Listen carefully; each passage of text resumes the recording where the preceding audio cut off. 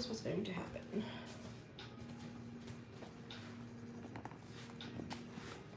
Orientation is locked. Why is it locked?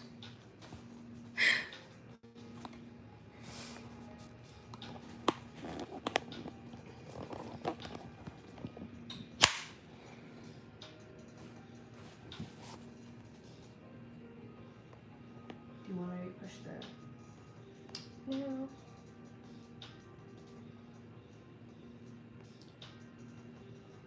What thing? the switch thing? No, that switches back towards me. Okay. So, great. Hi guys. Sorry, I don't know why I had picked landscape, but it's doing a portrait, so I'm having to readjust because that's how things work. Okay. Sierra, can you see okay? Yeah. Do you see this? Yeah, it's aligned a bit for me, but I think so.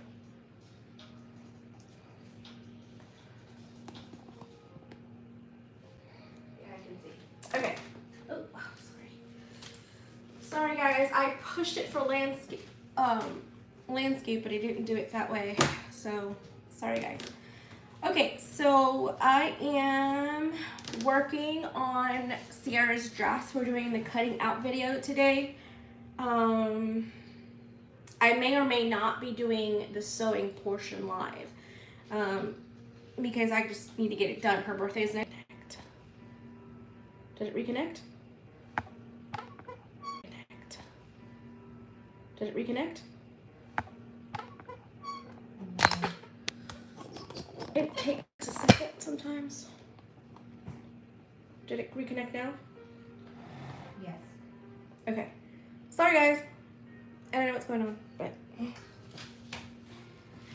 Okay, so you may have to go over there and just make sure it doesn't unconnect. Okay, good. That looks much better. Okay, and you can hear me okay?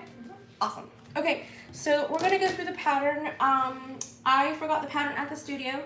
Welcome to my dining room table. This is where it all started many moons ago. And I'm sure a lot of you guys also have this set up at home.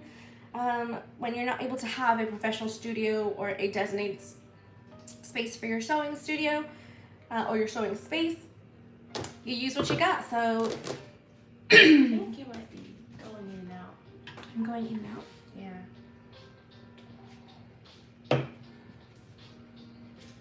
Like your voice is going in and out, not the video. Oh, my voice is going in and out. Like sometimes I can hear you. It's almost like you're breaking up. Like whenever you're on a phone call. Oh, okay. Oh, shoot. Maybe that has to do with the music. Because it's trying to pick up. I don't think so, because you can't hear the music either. Oh, you can't hear anything? No, it's like completely gone. Now? Yeah. Can you guys hear me?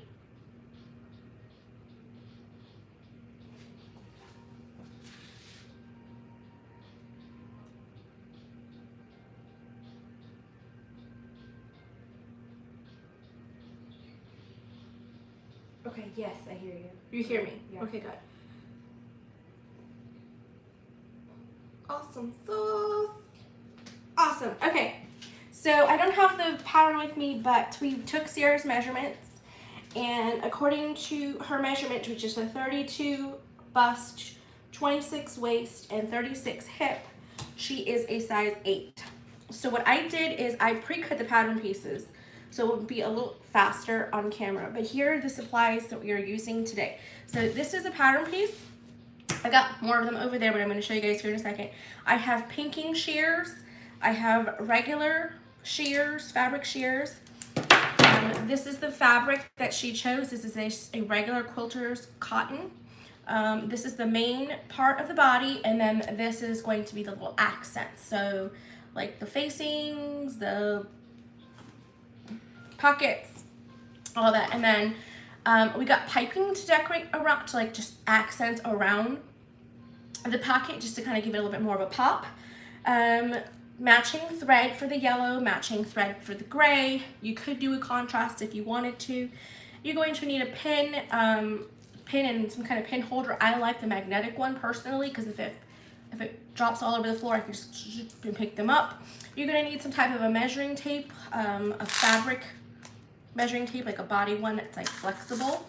That's really cool. Some type of marking utensil. So I have a pencil, I have a highlighter, and I have a Sharpie. We may not need safety pins, but I like to use safety pins, and when I do, I personally like the ones that are like for baby. They're like the safety ones. They're like for baby diapers. And then there's a regular one, and I'll show you why. Every time I make garments, I always have these around, especially this one because it comes in handy. The button that she wanted, we've got 2 different zippers here because I'm going to show you guys how to install each of them. It'll be kind of like a little faux thing. That's kind of be like a little sewing candy, like Tori likes to say, little sewing candies. This is the interfacing. It's a lightweight interfacing that it called for. So that's going to be it. So instead of doing a serged edge, because I know a lot of people do not have sergers, I'm going to bind my seams, and it's going to be more like a Hong Kong seam. So if for whatever reason we need to let out the dress or bring it in or take it in or anything like that, we can have the Hong Kong seam do that. I think that's pretty much it. I'll show you guys how to. That's all they can see. I'm just letting you know. Right here. Yeah. Yeah, good. That's what they need to see. Yeah, I was just making sure you knew. Okay. And then I'm gonna show you guys how to use carbon paper to keep your pattern pieces intact. So I cut hers out at her size, but I will show you how you can do it without having to cut the actual sizes out if you wanted to. If you're gonna have this for multiple people, like when she was younger and I had one pattern that I literally used for 3 years for her because it literally went from toddler to girl, and I never cut the pattern up. I just literally used the same pattern and used tracing paper. So that is good. So I'm gonna just push this all a little bit forward so you guys can kind of move it a little bit more this way. So this is the pattern. This is one of the pattern pieces.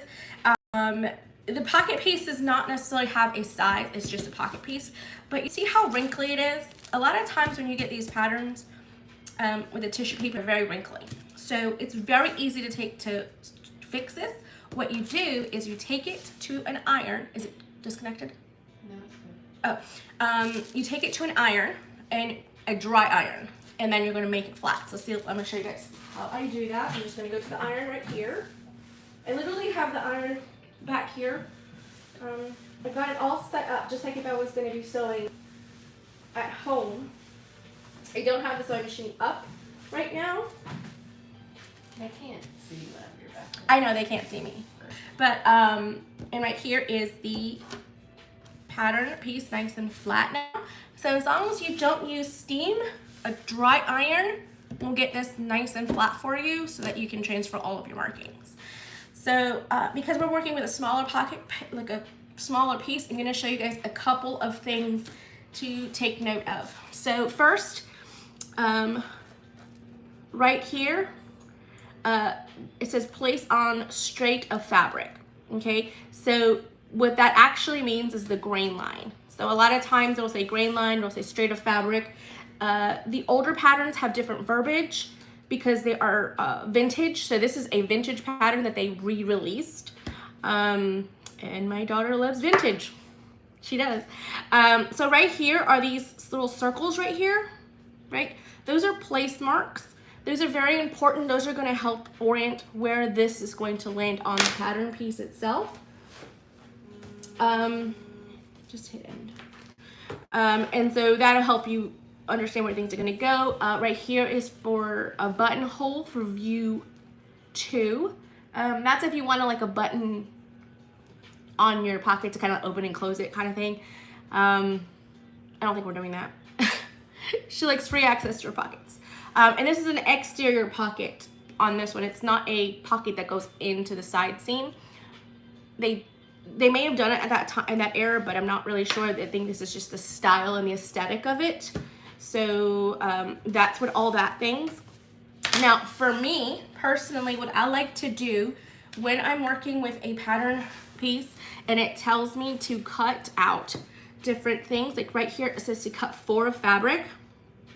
I highlight that, and then if I had a different highlighter color, I would do the interfacing in a different color, because then that way I know that I have to cut this out of fabric and interfacing. That's very helpful, because when you're working with a lot of different pieces, you sometimes get lost. It's like, okay, which ones do I need interfacing for and which ones do I not need interfacing for? So this is one that I need interfacing for. This is another one that I need interfacing for. That's the back facing. The front facing. Okay, and there's that grain line again, and I'll show you how we're gonna do that. So right here, cut 2 of fabric. Right, so I like to highlight that just to kind of know where I'm going to do. So these are the only 3 pieces that are going to need interfacing. Everything else is just fabric. And it's not even lined, from what I understand. It's literally a right straight up dress. So you are going to need to do some type of a finishing, especially if you're not doing a lining on a cotton dress, which is typical because you don't really usually line a summer dress because it would be very hot. With cotton, it'd be nice and breezy and airy and cool. I cut out the size 8. So with a multi-size pattern, let's kind of put that aside here, and I'm going to show you right here what it looks like.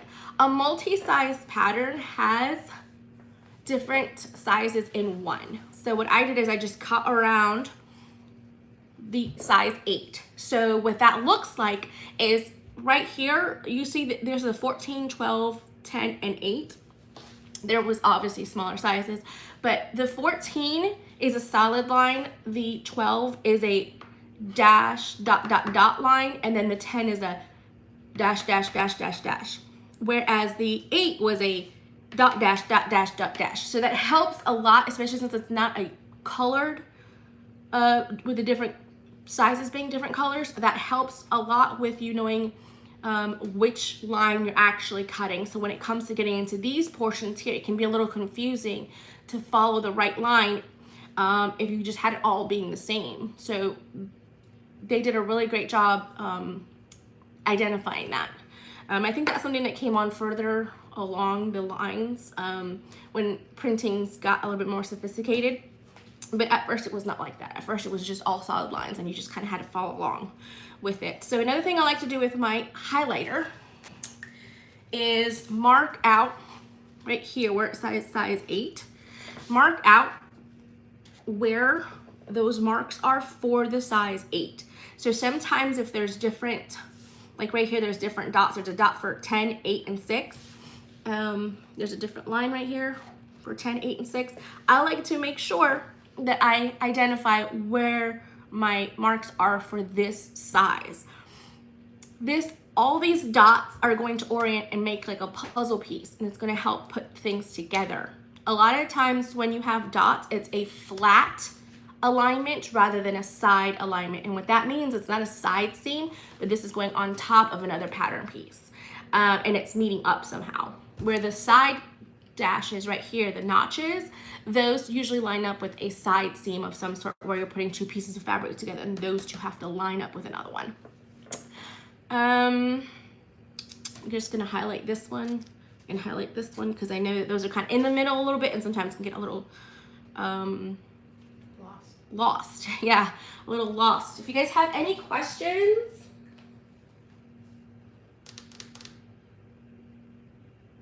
oh, okay. You're good. I'm good, right? Okay, good. I just want to make sure. Okay. So my daughter, Sierra, is being my fancy person in the background, like helping me with the views and questions or anything like that. Yes, I have. Okay. So for the pieces that are being interfaced, I'm going to take those and put those aside right now because I like to do what's called block fusing. So I'll do that in just a second. But I'm going to put that to the side, which is the ironing board.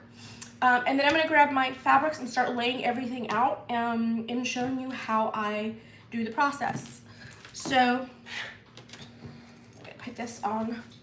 I don't want to lose my magnets.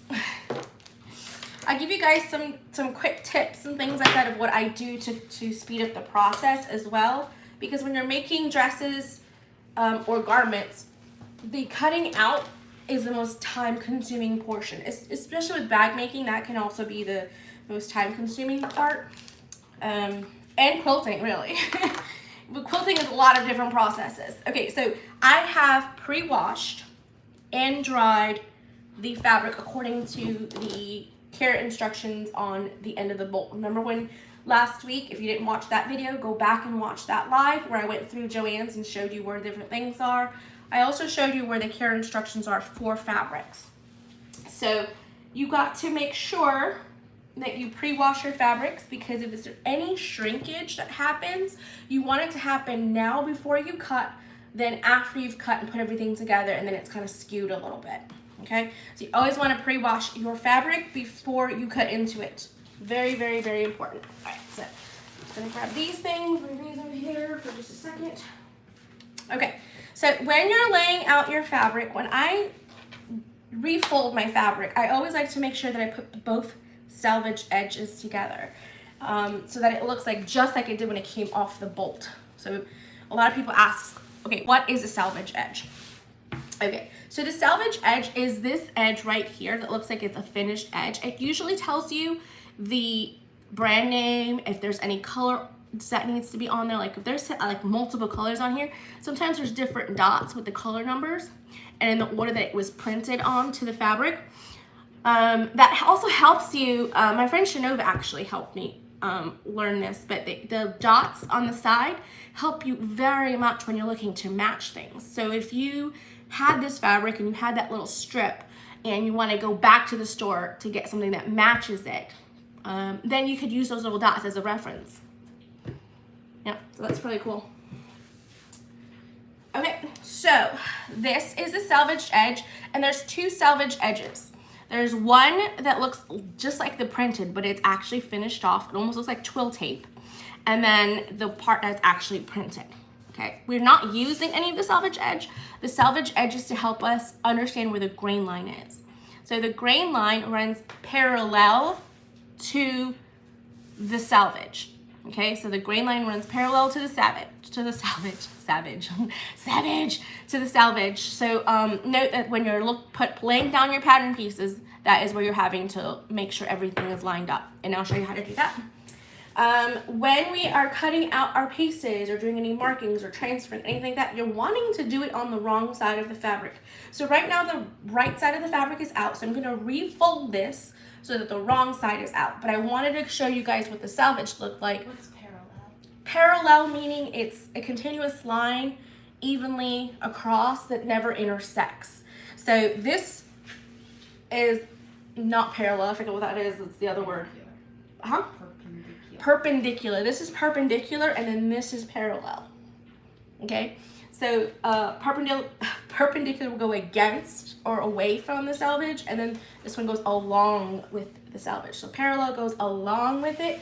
Almost think about it like a train track where there's two train tracks. They always go together. No matter where they go together, and they never intersect, because then the train will not be able to go anywhere. Good question. Okay. So now I'm going to just refold this, okay? The cutting instructions do give you tips on cutting out the skirts and so on.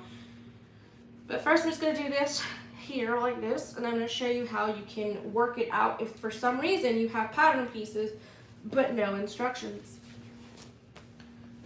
Which, believe it or not, happens to me a lot.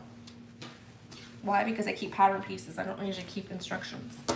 I'm a rebel. I'm a rebel, baby. Now, you can iron this if you would like to get out some of these wrinkles, but it's really not wrinkly. It's just the way cotton is. The only way you can really get rid of a lot of these little tiny wrinkles is by starching it. A lot of quilters do starching. I don't really think it's necessary as long as you're not going into any of the parts where it's really wrinkly. You want to make sure that both salvage edges are lined up as much as possible when you do your folding. Okay, and everything is smooth as possible. Okay, you guys can see that? Yeah, okay.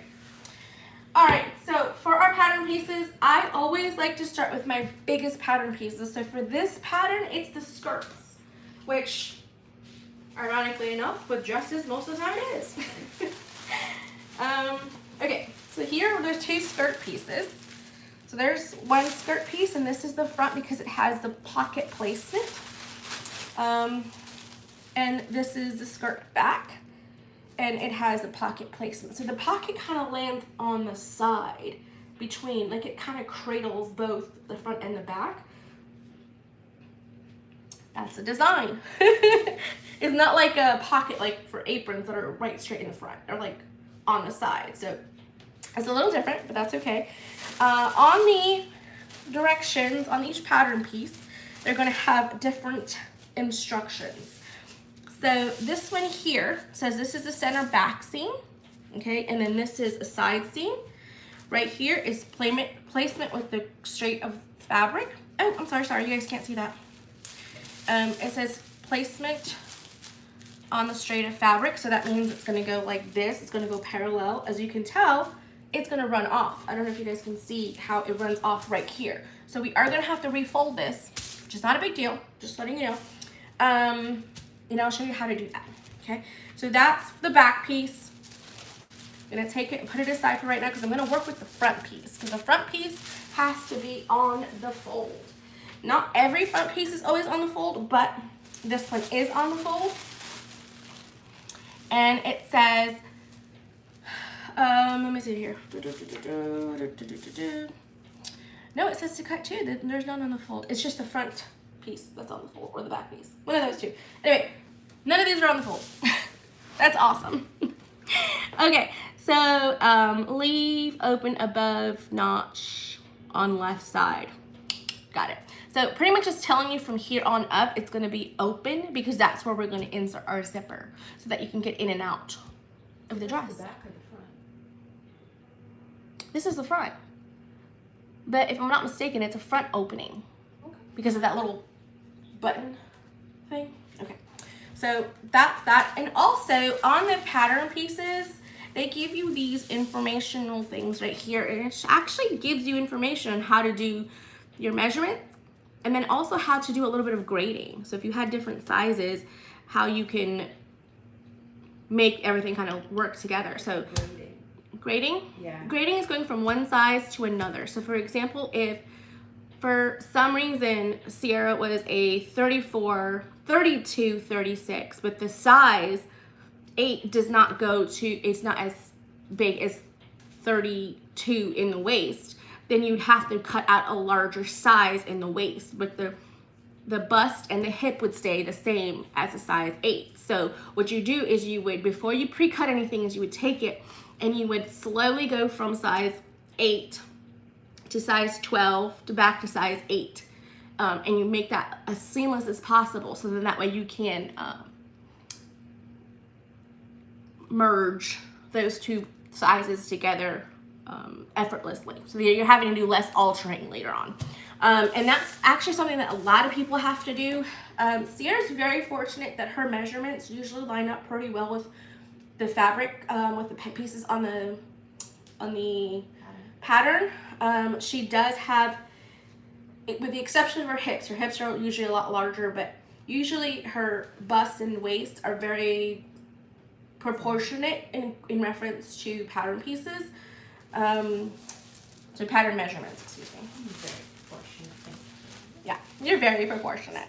So what you're not wanting to do is go like this and then try to cut it out, because this is not with the grain. Okay? Even though you're wanting to try to save fabric, you don't want to do that. Okay, so let's refold this so that we can cut out our skirt pieces. So I always do my big pieces first, just because that's how I am.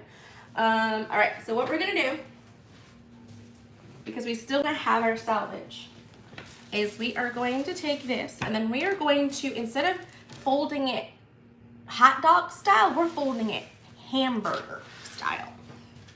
This camera does not like my choice in fabric. Oh, probably not. Every time you pick it up, it gets like really green. Oh yeah, I'm sorry guys. Okay. Move it, really. Yeah. So what I'm doing is I'm lining up salvage to salvage on this side and then salvage to salvage on this side. So that's pretty much what I am doing in order for me to get a large enough piece that I can cut out both skirt pieces with one swoop. Okay. All right. Now I'm going to reposition all my fabric here in just a second because I don't like to just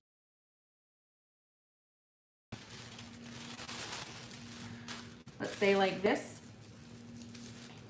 right? Because that's parallel with this right now, and I'll show you how I know that's parallel. Just gonna put a couple of pins in, not too many, because what I'm doing right now is I'm auditioning the pattern onto the fabric. So what that means is I'm just trying to kind of like do Tetris, doing a lot of Tetris work to make sure that all my pieces will fit properly. So it's not permanently staying there right now. I'm just gonna move it over. Sarah, can you do me a favor and pull a little bit on that fabric so you can kind of pull it towards you? Thank you. Because my arms are not long enough. I've got little tiny arms. Okay, and then the other piece, right, should go like this. But if I keep it like this, you see how it's just kind of intersect? It's kind of like matching up together. You can't see this? I mean, you can. Okay, so it's kind of like covering each other because this side over here is just like this side. So what I'm gonna do is I'm just gonna flip it over. And it will end up being like the same piece because they're going in. They'll still be like. The sizes of these two pieces are different. So even though they look very similar, they are two different size pieces. Okay. All right. Because one of them has like notches to stop a certain part and all that other kind of stuff. But do you see how now you can kind of see everything? They really can't. I'm so sorry. Hold on, Sarah. You have it in short. I didn't mean to. I had it the other way and okay, let's see here. I'm trying to see if you guys can kind of go out a little bit more and see. Not really. That's as high as I can go. Hold on. Oops. Ow. Oh, I know. Okay. Bear with me for a second, guys. Ow. Let me see if that can help, maybe. Does that help? I can't see because I'm not tall enough to see the camera. I think that helps, yeah. Does that help, guys? Oops. Oops. Okay. I don't know until after I've done it.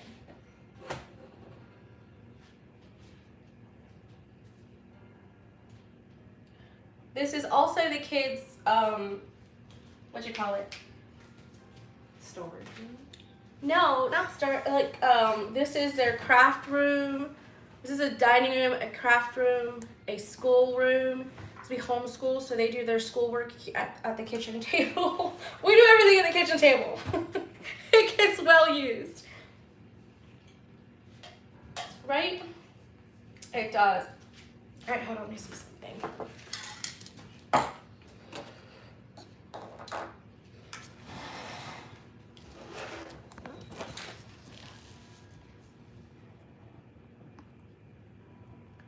Okay, but that's pretty much what I wanted it to look like, landscape, but you know, you work with what you got, because sometimes YouTube doesn't want to work with you.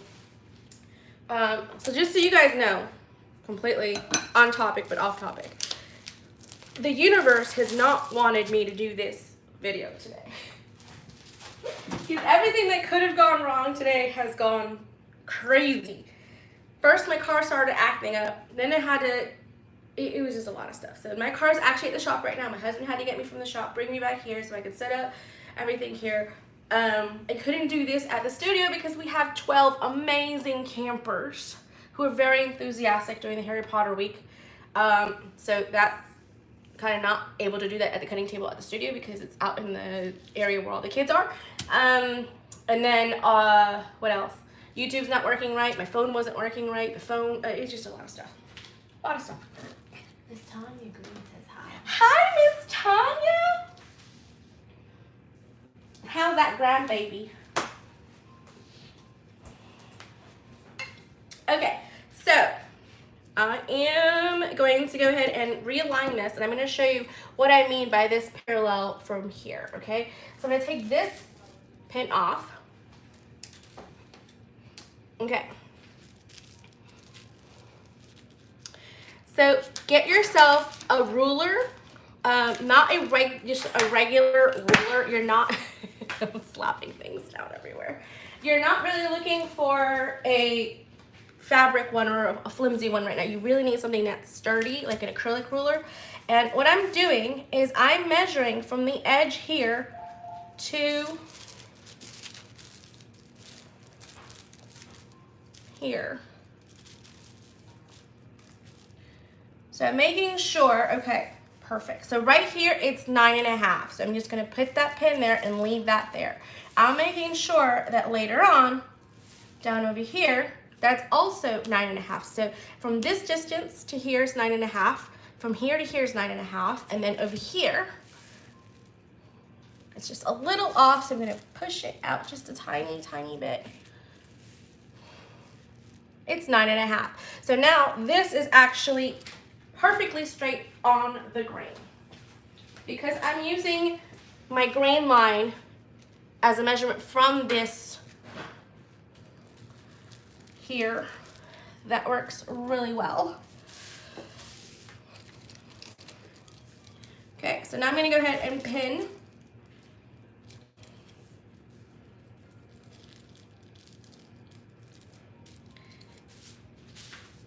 Okay, I'm going to pin it in a lot of different spots just to make sure nothing shifts. Sierra, you need to go. Lucy, I'm home. Like I Live Lucy. I thought your dad was going to come in and be like, "Hi, I'm home." Kind of like I Love Lucy. All right, so just pin in a lot of different places, but that's how I know that this is straight on grain, is I measure the distance from the grain line to the edge, and then that way, if it's equal, then I know that it's straight and it's not curved a little bit. Can you? I had to get snacks from outside. You had to go what? Get snacks from outside. Oh, we have snacks? Yeah, we got some delivered. Awesome. Who delivered them? I have no idea. Oh, maybe it was Bodice. Don't think so. But No. maybe. Okay, so I'm doing the same thing over here. Can you guys see over here? Yeah. Okay, good. So I'm going to do the same thing over here. Is I'm going to measure out down here at the bottom. Okay, I'm going to make this at 10 inches. Boom, 10 inches, and then I'm going to pin.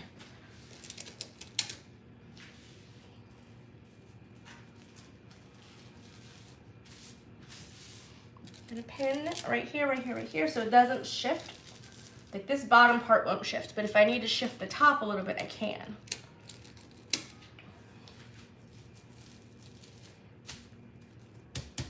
Okay, boom. All right, pin that right there, that corner. Sorry. All right, and then this one here is almost, but it needs to come in a little bit because it's just like an 1/8 of an inch. 2, 4, 5. Oh, perfect, right there. Perfect. All right, so I'm gonna give you some pins. Can you go that way and pin over there, because I have these tiny little arms, and I could go all the way around the table. But why would I do that when I have an assistant? Do you see her little hands? Make sure you're making it flat. There you go, perfect. Just put one more right there and we're good. Awesome sauce. Awesome. Awesome, awesome, awesome, awesome. Okay. So remember that highlighter we had before? Where I had to highlight a couple of things? So I'm gonna do that again here because these notches are different sizes. So, oh no, they're not, they're all the same. Just wanna make sure it was the 8. Okay, good, good, good. Okay, so that's all laid out. So what I'm gonna do now is kind of push this forward. Audition before I do anything else. I want to make sure the rest of the pattern pieces fit on this fabric. He's a joy. I know he is. Babies are fun. Until they become 10 and talk back. I'm kidding. He doesn't do that very often. All right, so now that we've got that lined up, do you guys have questions on how to put this on green? This really big piece, we put it on green.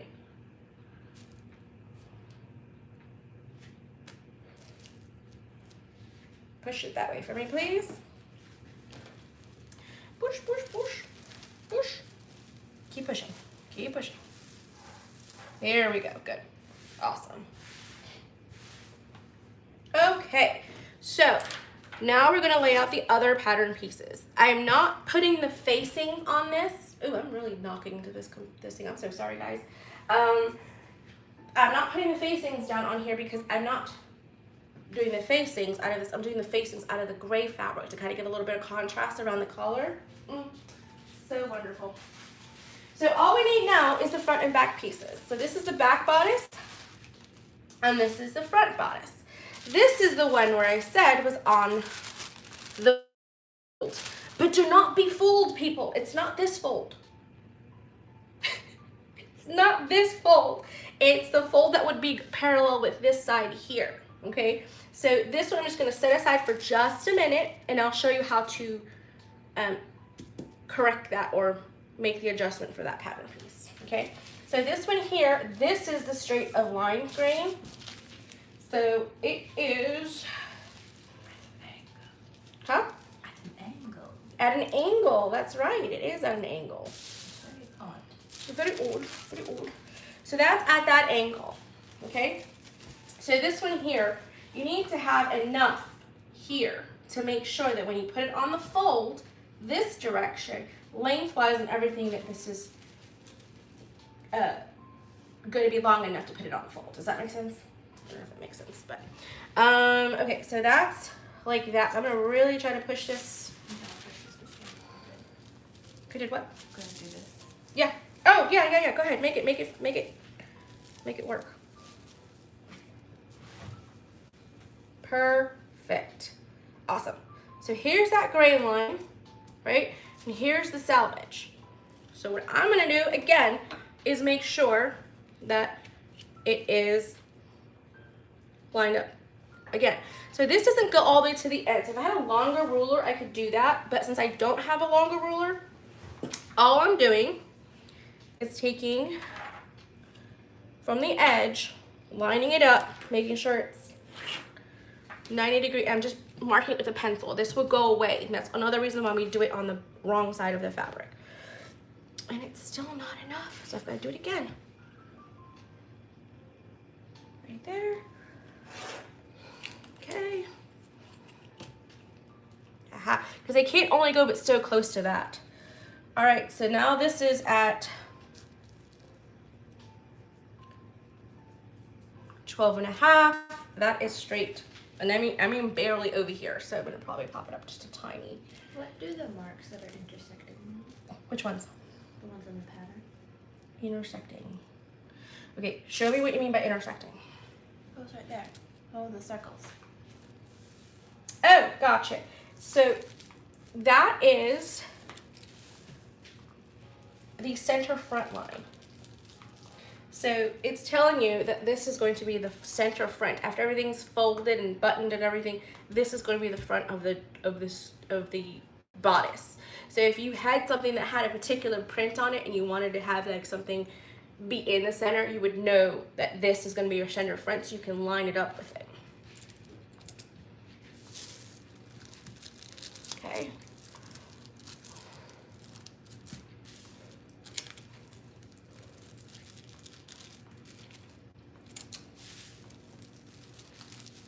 I love having Siri here with me because she asks me some really good questions. Okay. Awesome. So over here, I've got plenty so that when it goes on the fold, I can put that piece over here on the fold. Now, if you didn't have quite enough, right? For some reason, it just didn't quite fit on the fold, but it should because it's gonna go this way. All right, so this is what I'm gonna do. I'm gonna just kind of like put my finger there for just a second. I'm just trying to make sure that if I need to move this, I can, and move it this way.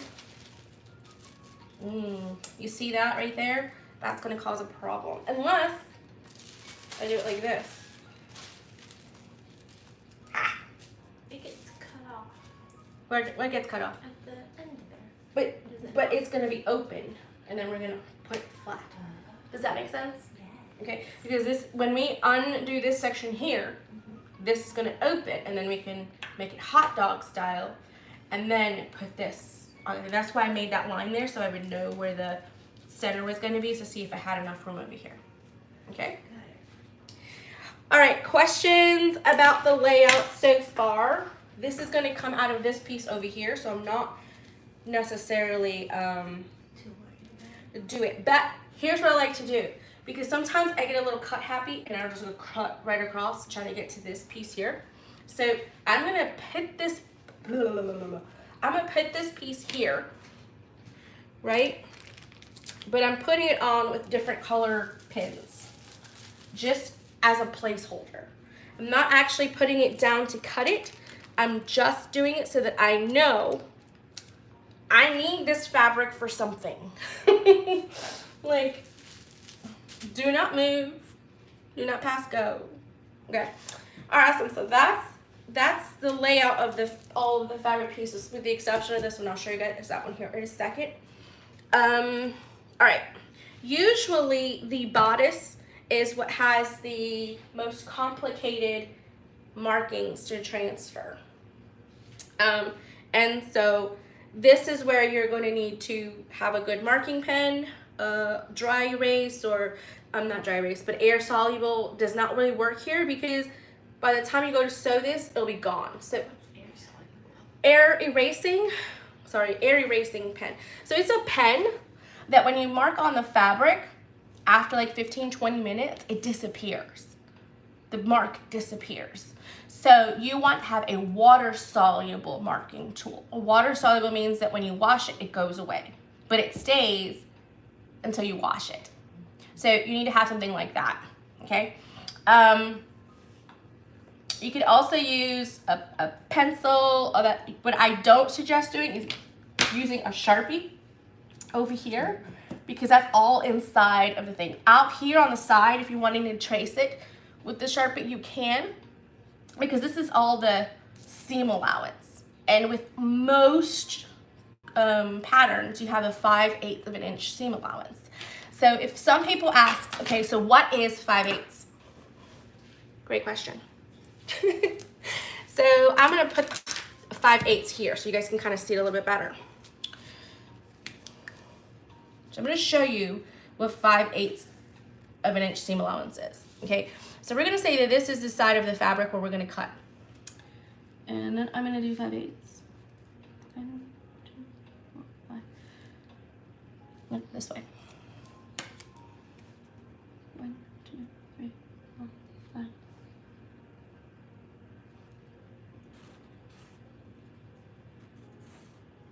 Okay.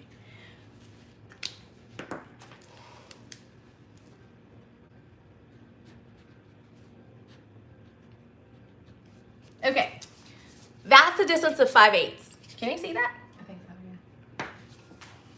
Okay, so that's the distance of 5/8. That's more than a 1/2 inch. It's almost 2 inches. Yeah, it's almost more. It's very close to 3/4 of an inch, but it's not quite. So this is really close to past 1/2 inch, but right before 3/4 of an inch. So that's a lot of space there. So if you use a Sharpie around here, around the edge, right, then it's not going to be anywhere near where the fabric's actually going to be shown when you do your seam, okay? Because you cut here and you stitch here, okay? So you're cutting here, but you're stitching here. If that makes sense. Does that make sense? Yes. Okay, awesome. All right, so how do you use carbon paper to help you?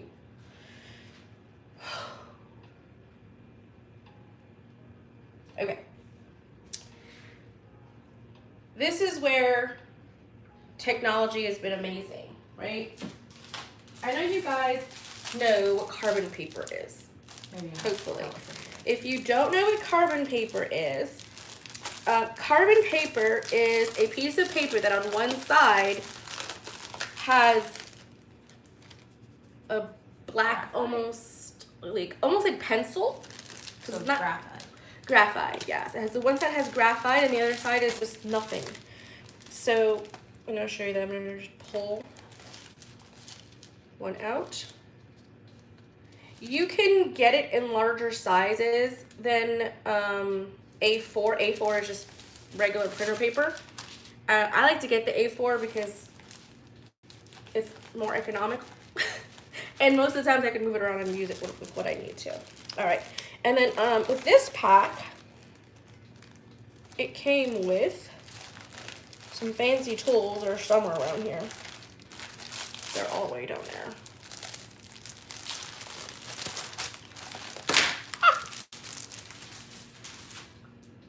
It comes with these fancy tools, okay?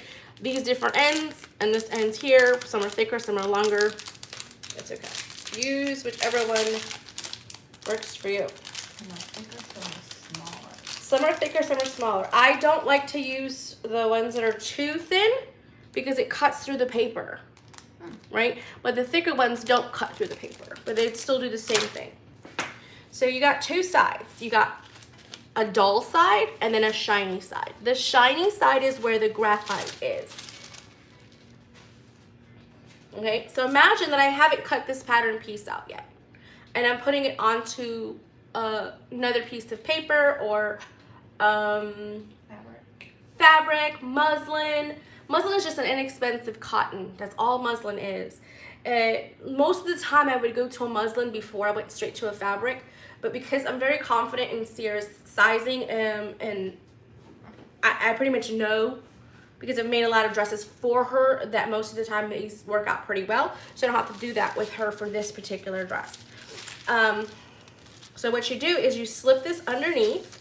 Now the shiny side is down, the dull side is up. Why is the shiny side down? Because that's where the marking is going to happen. Okay, so you go like that. Okay, and let's say you're wanting to cut the size 8, but don't want to cut it, but you want to just trace it. Okay, what you do is you take the side of the ball and you just go along the edge or on the actual line on the pattern piece when it's a multi-size pattern piece.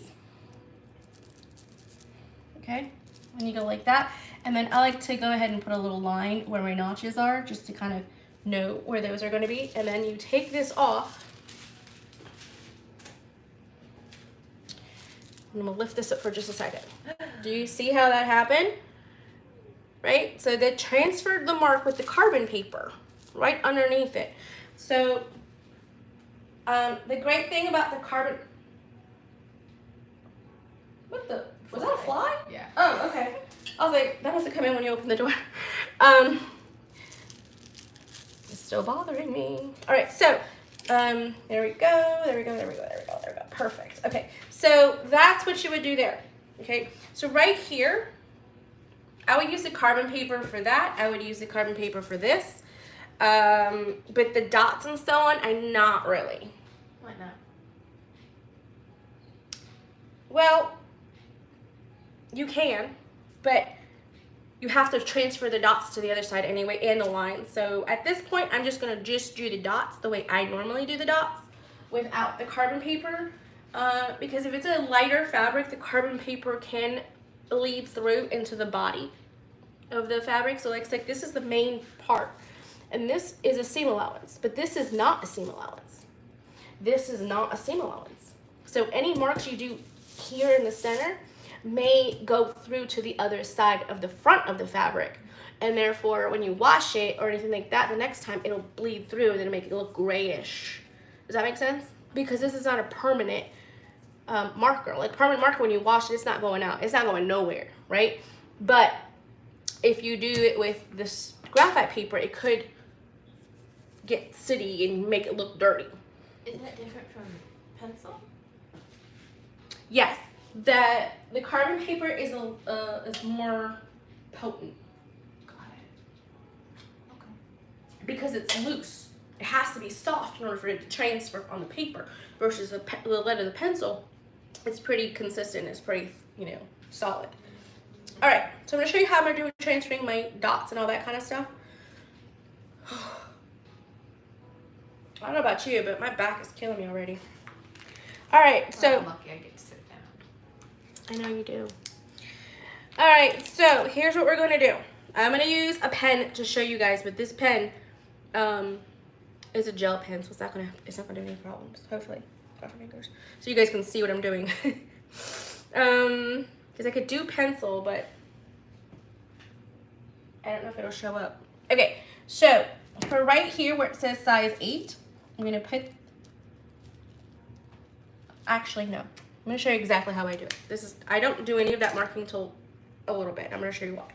So, excuse me. Pinking shears, okay?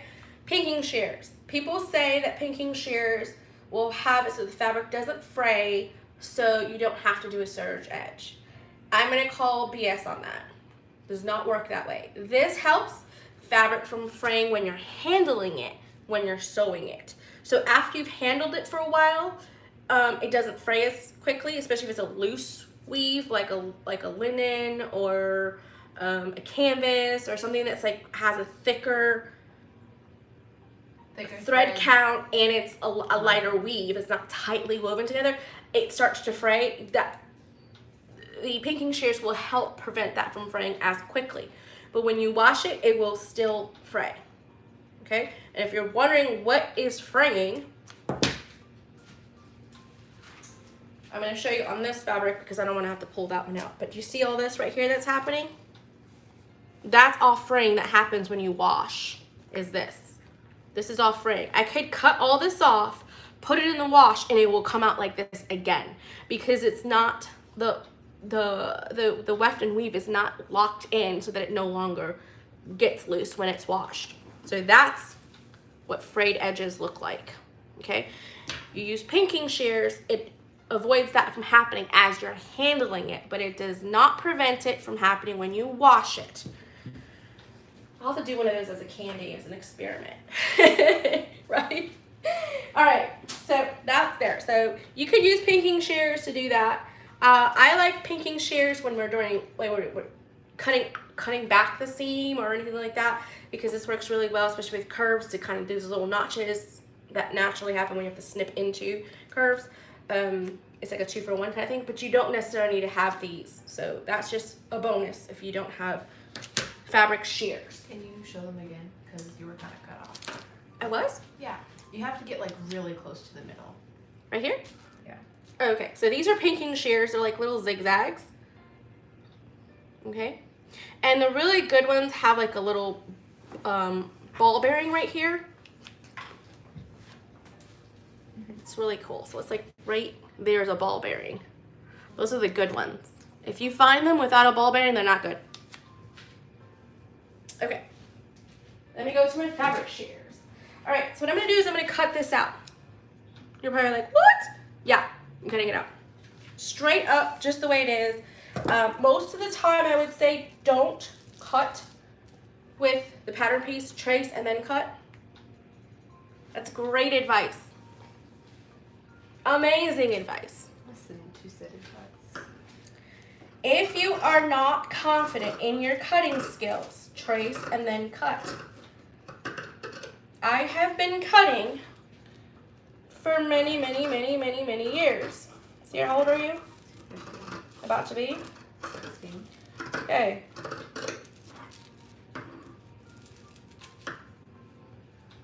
See that? There's no excess. You can't see it there, but I'll show you here in a second because I'm not moving this.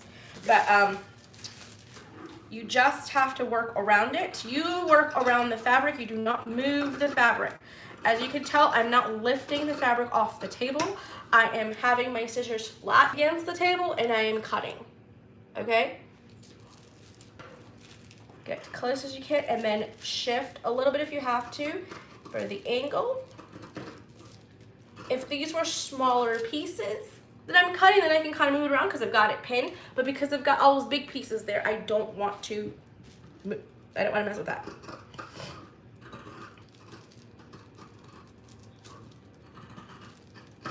I am not lifting it from the table. A lot of times people want to lift it up and put their hand underneath and go like this. Don't do that. Why not? Because it makes the cut skewed. So what happens, instead of cutting it actually where it needs to get cut, it'll either cut out a little bit more or it'll cut in. Like it'll cut at an angle because your scissors are no longer straight. They're kind of at a curve. Okay. Okay, these, the tippy tips of mine are starting to get dull, so that's not good. All right, so right here where my notches are, this is why I say it's not good, because I can't get into there. Right there, perfect. There we go. So I do those little notches right there, like that, because that way I don't have to transfer it. It's already snipped into. I don't have to try to find it later.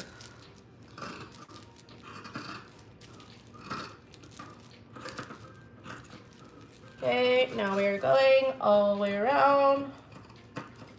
Around the bend we go.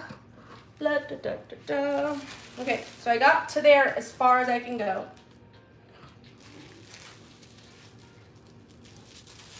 So this is the one where, exception, I have to kind of get up a little bit because it's more of a 90-degree angle right there. So in order for me to get in there without cutting the paper. And I say be consistent. So people ask me, do you cut on the line, outside the line, In the line. in the line? Just be consistent. Whatever you do, just be consistent. Okay, so now here I can kind of like fold this up a little bit, take this and move it just the tiniest bit. See that? I didn't do a lot of craziness. You see how that's starting to lift on me? I gotta keep it down.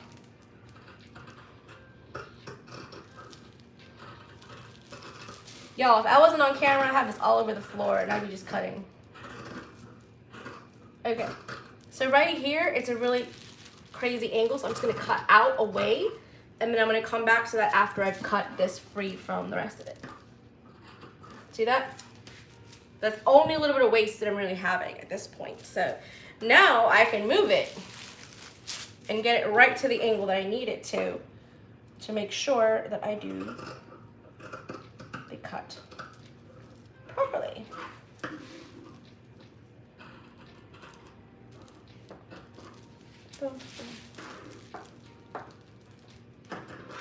See how I lifted that and it kind of went in a little bit? Yeah. All right, size 8.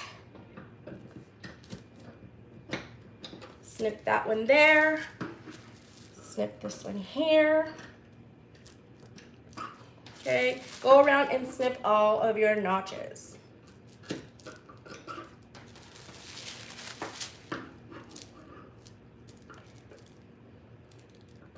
Seriously? Mm-hmm. Man, you got cojones, man. Okay, I already did those. Boom, bam. Thank you, ma'am. All right, so all of that is cut. Okay, so I'm gonna cut the skirt pieces off camera because you guys don't need to see me cut skirt pieces. But I'm going to show you how I cut this back piece, how I open it, refold it, all that stuff. And then I'm gonna show you how I transfer these markings onto the pieces. So I literally keep all my pieces together, fold it and put it aside. Okay, so right over here, right, I know that I need this whole chunk for what I'm doing. So I'm just gonna go up as close as I can. I'm kind of cutting the skirt bottom piece just because I need to get it away from this piece here so I can show you what I'm doing.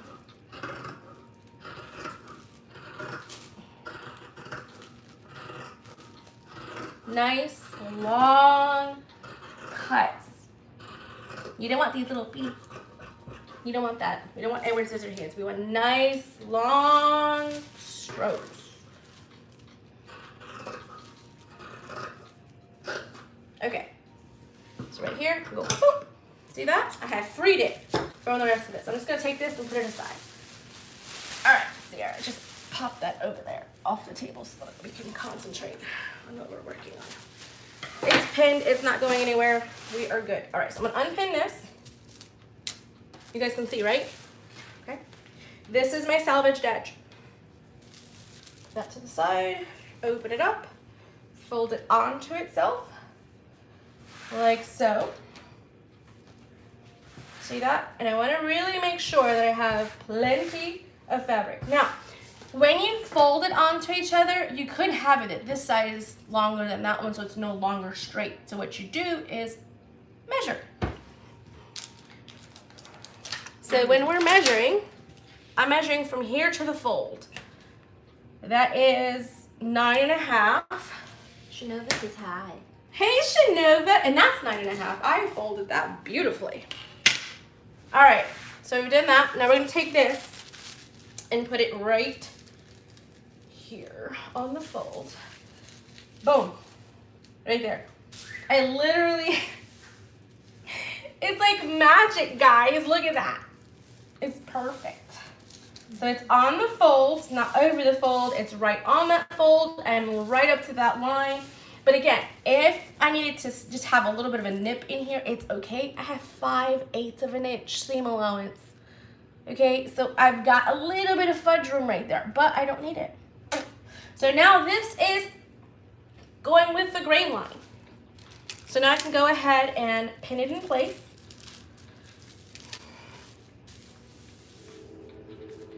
I like to pin the folded side first so that way it doesn't move from the fold.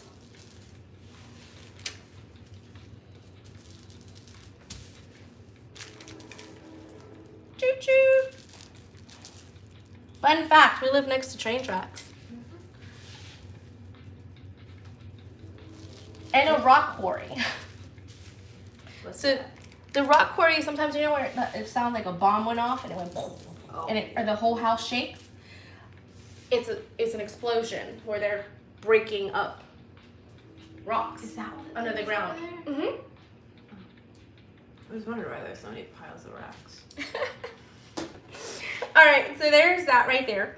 Okay, so for this one, I'll show you how I do it by tracing and then cutting it out and all that stuff. Okay, so just for you guys, because normally I don't do this. But what you do is you take it and you trace nice and slowly around the edge.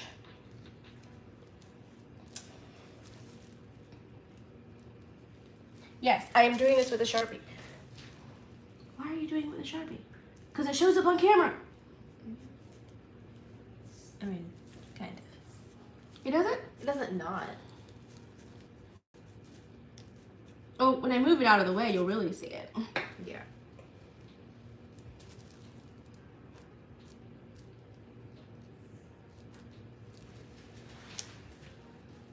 You do the same thing with the notches.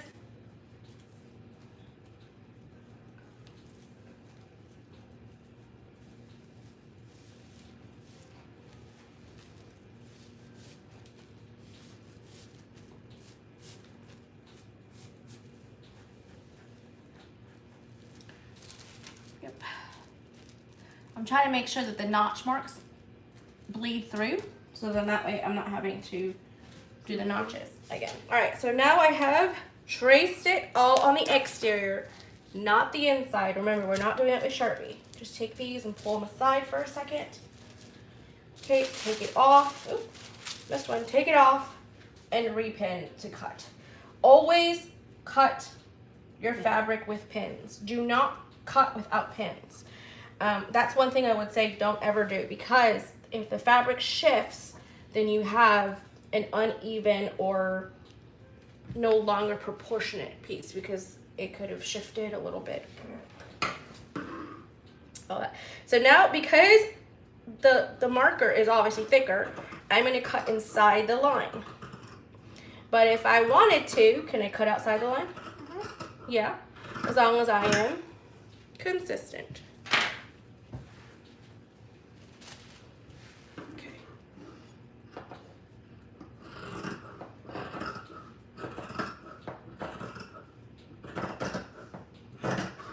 That one kind of went outside a little bit, but that's okay.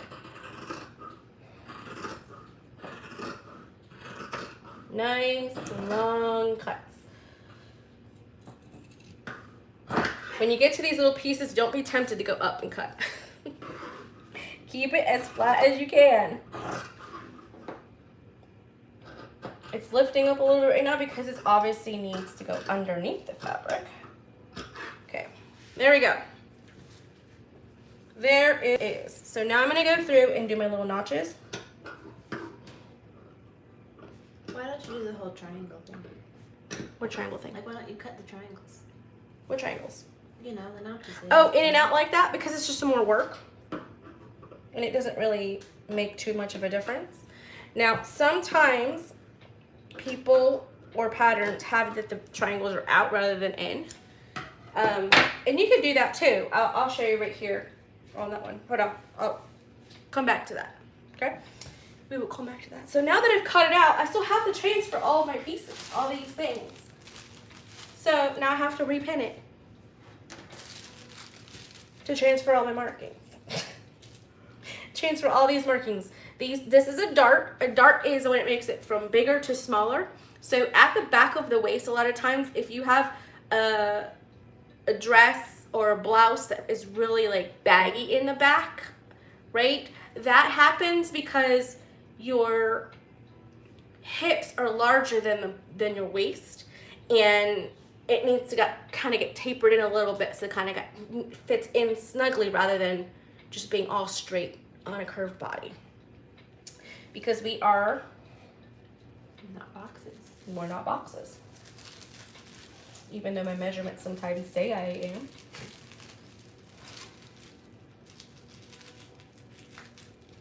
Okay, just repinning, taking it off, and repinning. And I'm literally just trying to make sure that all my notches and everything line back up. Everything line up again with where everything was. Where did that one go? I just had it. There it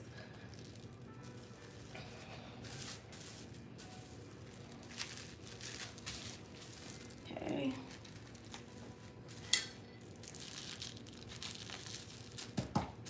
When you're pinning, don't pin over like this before you cut, because then you have to take the pin out in order to cut. I've had some people do that. That's why I make that note. Okay, so right here is the dart. So let's show you how to transfer the dart. All right, so I don't even need that actually. What I like to do is take the pin out, right? And then on the pattern, it says what sizes each dart is for. So this dart here is for size 10, 8, and 6. And this one's for 12 and 14. So what size are we doing? 8. 8. So we're gonna do 8. We're gonna do size 8. So what I'm doing is I'm putting my pin straight through the center of that circle. And I'm doing the same thing here. You're gonna follow along. And do the same thing here. So now I'm following along. That's that, not this one, but the next one. You're an acupuncturist. I'm an acupuncturist. I got a new profession. Okay, and then again, down here following the sizes right through the center. I'm an acupuncturist. Hold on, I need to sit down. I need a chair. Look, my back is killing me. Okay. Can you still reach? Yeah, I can still reach. Can they still see? Yeah, I'm just making sure that you don't have to run too far this way, because there's still that we can move that way. Oh, can you move it just a little bit? Just a tiny bit without having... That's good right there. Guys, can you still see? Mm-hmm. I guess so.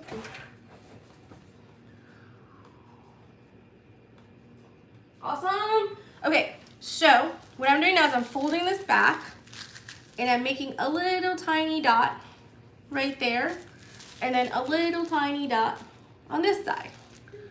Little tiny dots.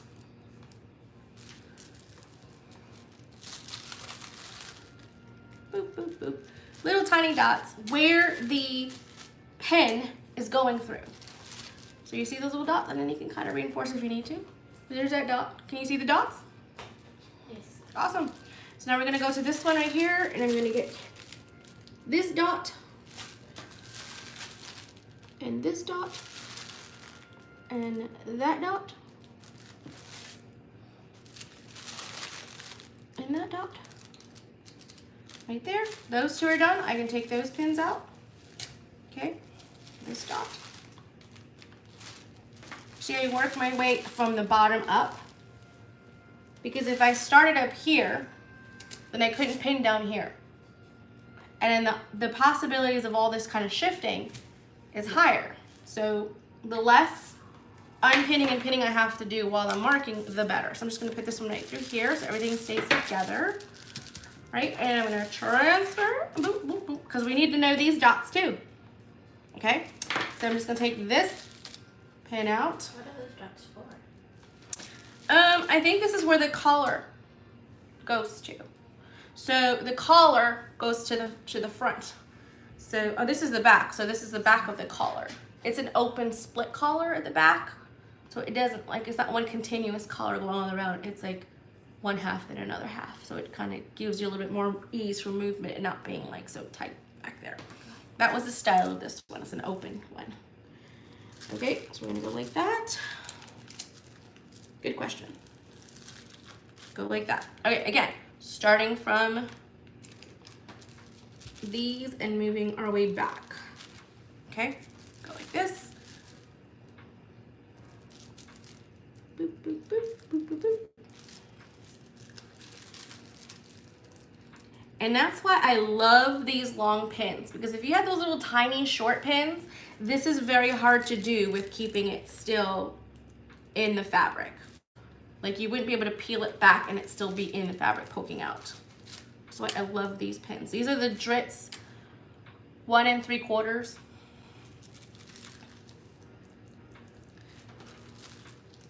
I love these. They are the best. Okay. Boom, boom, boom. Okay, put that back together. All right, so now we have done all of our marking. And how I can kind of just double check is I want to look here. I know that there's some here, some here, some here. I'm gonna go like this. Boom, boom, boom, boom, boom, boom. Those are all the dots. So I've got all my dots marked onto here. And then all I do is just take one piece of fabric and go like that. I no longer need any more pins because I have now transferred everything onto here. Okay, do not skip this. This is very important because when you go to sew, it's going to reference these markings. And if you don't have the markings on the fabric, then you're going to have to get the pattern piece out again and do it and yada, yada, yada. Save yourself some heartache and don't do that. Okay, so I'm going to put this to the side. I love your little, what is that called? Blanket. Blanket. Okay. All right, so that's how you do all your markings and everything else like that, right? Great. All right, so I am going to show you. Okay. Let's pretend this is a pattern piece. Okay. Looks like it could be. It looks like it could be, right? But I'm gonna show you guys for the notch thing that Sierra was referencing to. Okay, so let's just do this. Right? And then we'll go like this just to do some marks. Okay, let's pretend this is a little mini skirt. Okay, usually the pattern would say that this is on the fold, so it'd be like this. Okay, that I don't know, a rectangular kind of shape of with the two arrows towards that back seam, or that usually means on the fold. So when you see that, that normally means on the fold. Sometimes it spells it out for you and sometimes it doesn't. So let's say like right here, there was a couple of notches, right? So let's just do a couple of notches just so we can.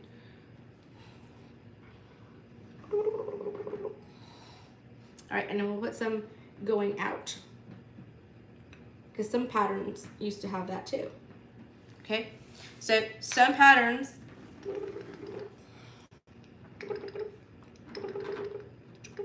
it's a little tiny mini skirt. All right, so let's say we're cutting this out. Okay, remember we're not cutting this part because it's on the fold, so I'm not cutting that out because we're pretending that's on the fold. Okay, So, but I am going to cut out these here. So what you do is you go through, right? You go like that. And then for these, to cut them in, you would go in. Well, actually, I actually just go straight through first, and then I do that. So I'll show you the differences between time-wise. Okay, so let's say we did that, right? So this one I'm going to do the old-fashioned way, how I like to do it. Just snip it. Boop. It's snipped in. There's a little divot. Right? I don't know if you guys can see it because it's... Can you see that? Yes. Okay, so that's what I normally do. Now, you could also do it like this, and you could go in, and literally cut out the triangles.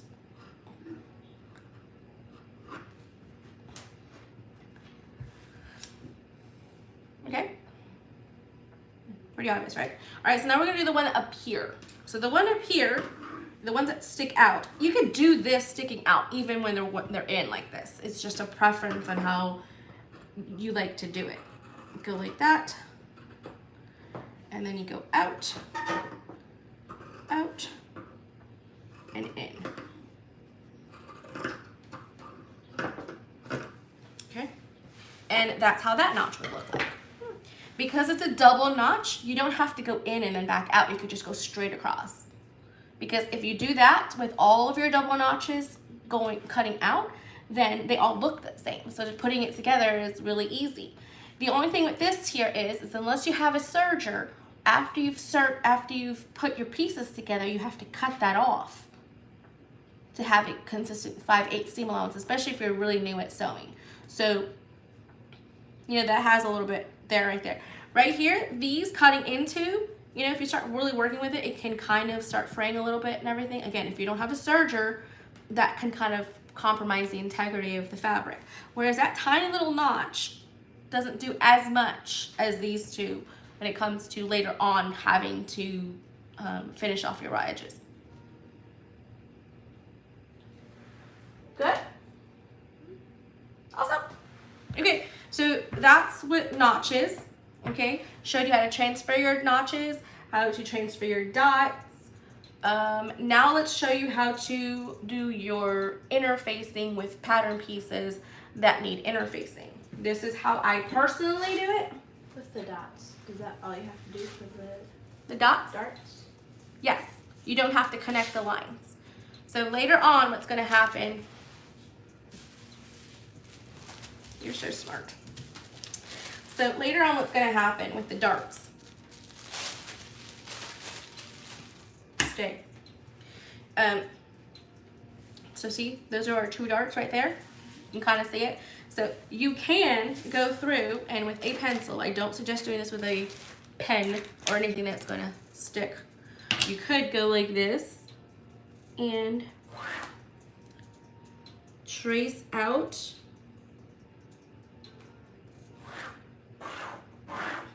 the dart like so, right? You could do that, or you could leave it like this. I like to leave it like this just because I don't have to worry about doing an extra thing that may or may not come out later. All right, so with this one, what I do is I take it and I take this dot down here and I put my pin through the dot. Take this one, take my pin, put it through the dot, right? Then I lift the fabric and I put my pin through the center of that dot. Okay, do the same thing here. Put my pin to the center of that dot. And then I'm going to pinch it together and it has to come to a peak right here, right? So I go like this, I lift it, I put it down, and then I go boop, boop. And then I know that I have to catch from here, catch that dot, catch that dot, catch this dot. Again, if you need to make a line for you to follow the line when you're sewing, that's okay. Use a water-soluble pen or a piece of chalk, okay? All right, so let's say we do that, okay? Sew that together, yada, yada, yada. Okay, so now this one over here, if it's lined up like that, it's the same thing. You're just lining up your lines as well. Grand Central Station. Okay, so we're gonna push that together. And you can just make sure that your lines are lining up. So instead of just the dots, you're making sure that the lines are lining up from back to side. And when I have the line, right, I can go down into the hole, make sure that both of them are in the same section, right? And then go down, pull it off a little bit, and then go back in. And you're just following along on that line. So if you're newer to sewing garments, you could definitely do the lines to help.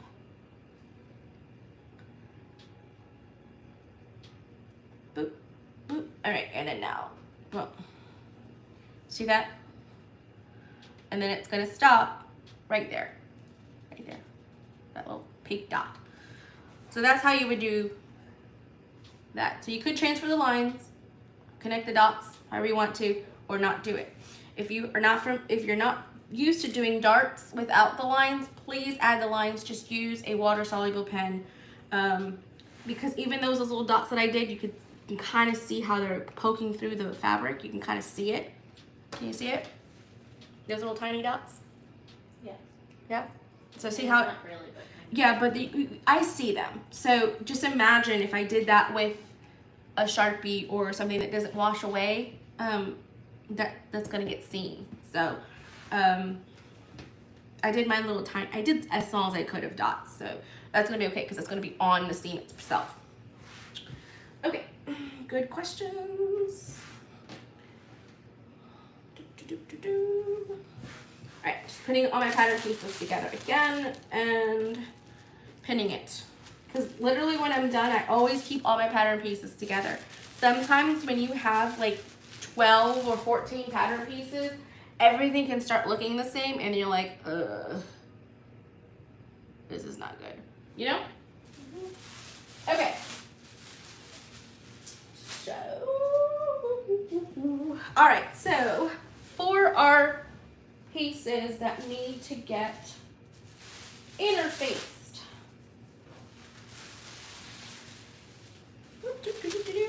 interfaced. So pieces that are interfaced have the placements for the grind lines just like the other ones did. So just to let you know.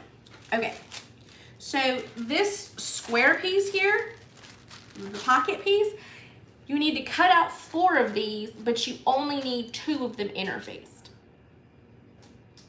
Okay, just letting you know that, because when I start laying it out, you'll be like, oh, you missed one. I didn't miss one. Just want you to know. Okay. Again, same principle as before. Open everything up, selvage ends together. This one is a little harder to tell which one's the right side and the wrong side, but it's duller. Duller. Okay. This one is a lot more wrinkly. You see how that's like really wrinkly? I'm gonna go ahead and press that just really fast. This one is a little bit more wrinklier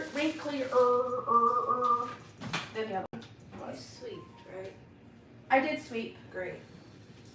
Wait on the ground. You can go in the other room and talk to me from the other room. I'm not very here. That's very nice and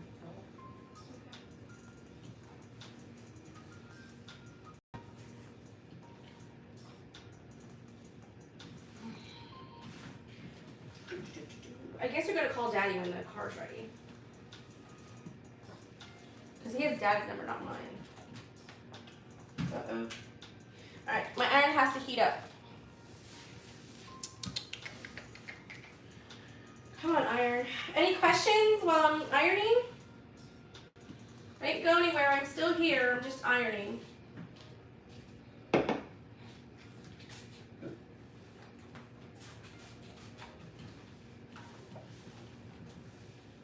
Are you guys having any plans to travel anywhere this summer? Anything you guys are doing fun?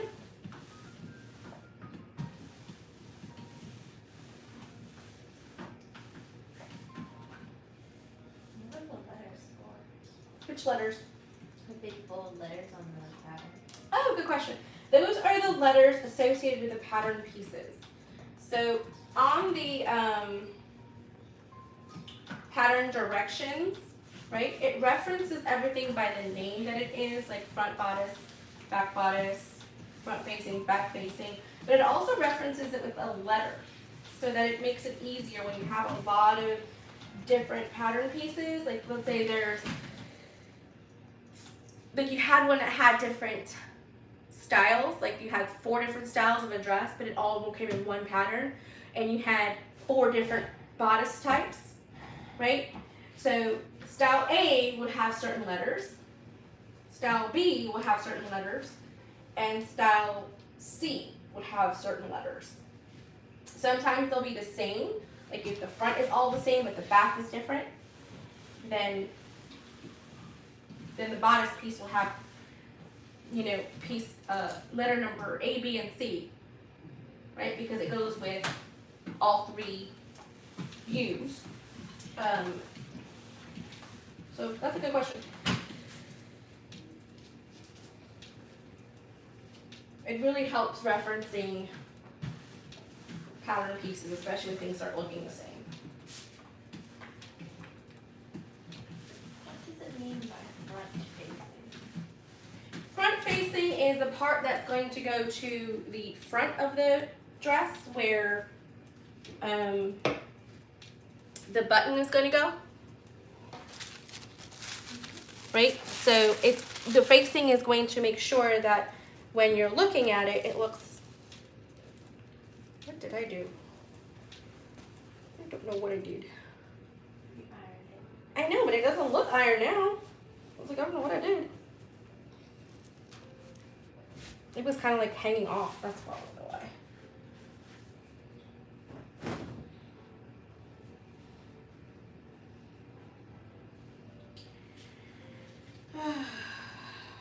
I was trying to be fast and only iron it like on the fold.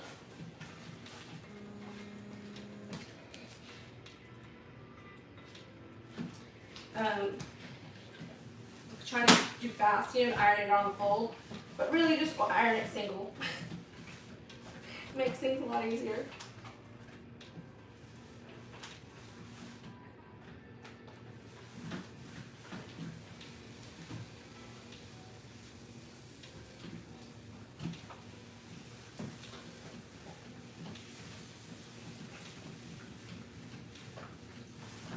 My iron's not quite hot enough, so all it's doing is what I call peeing on my fabric.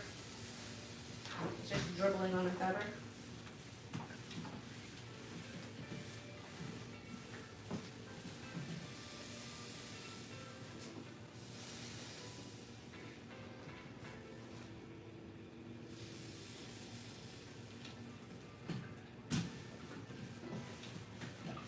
All right. This is when I love having my heat press. That's what I'm about to do now. Is I am going to be doing what I call block fusing. So my iron wasn't completely pulled off, so it peed all over my fabric. Okay, so I'm going to audition my fabric, right? And then I'm going to show you how I interface it. So rather than cut this piece out of this and the interfacing, I like to fuse my interfacing onto the fabric and then cut everything out. It just saves an extra step, personally, but if you don't want to, you don't have to, okay? The only thing that matters is that you make sure that you put everything on the grain line like we did before. Okay, so that is on the grain.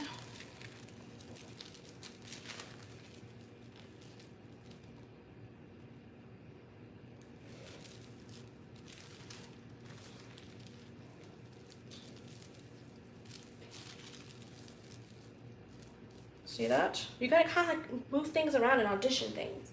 So this one here can go right there, and then another one can be here. So that works out really well.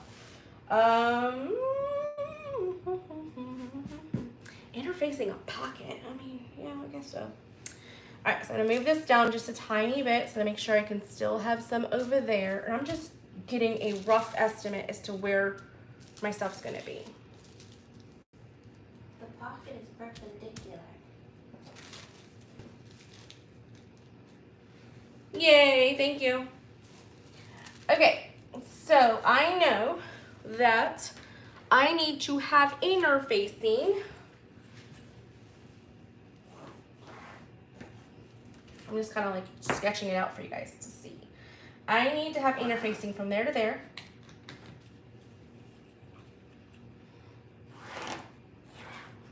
Okay, and from there to there. Does that make sense? So all in here, I need to have interfacing. Yes, you're gonna have some waste over here. You're gonna have waste either way. That's how I say how it is. I'm just telling you that you're gonna have waste regardless.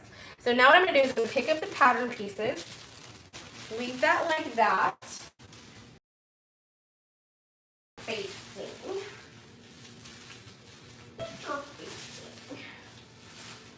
Okay. This is a lightweight interfacing according to the pattern directions. It's Pelon 783. Instructions for fusing are on this piece of paper, so always make sure to reference that. That's in Spanish. This is in English. Pin pattern pieces to interfacing, line and then cut, trim allowance. So interfacing. Huh? You're a bit grainy for some reason. I can't tell why. I'm grainy? Yeah. I don't know. On my phone anyway. Huh.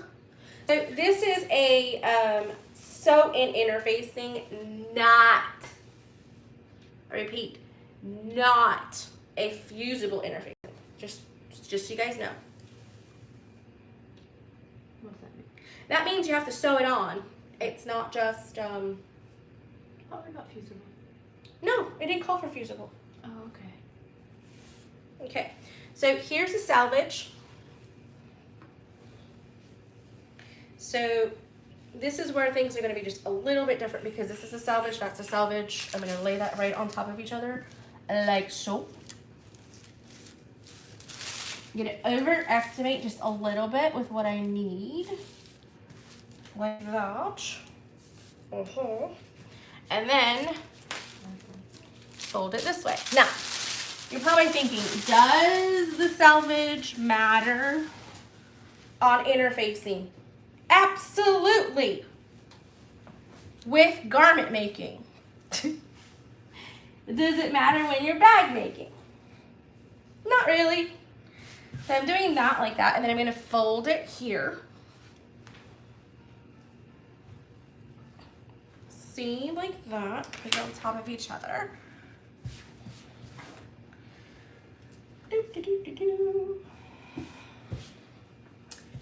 And I really think that this interfacing is more for it to be unlined rather than, it also is going to give it stability, but not as like stability like stiff, like some bags are stiff. Okay, so now I'm going to cut right here.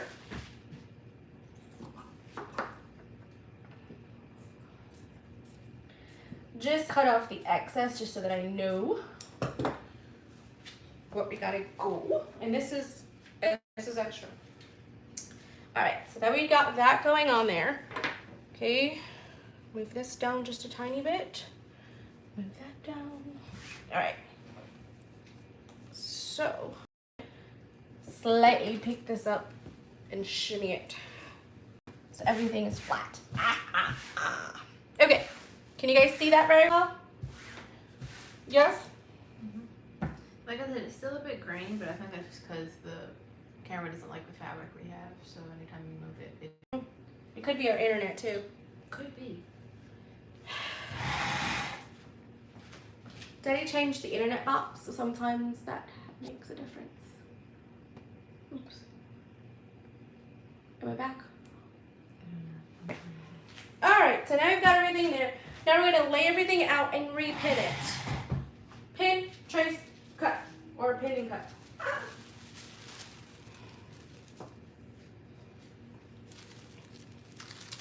So I had this piece like so, right? I had this piece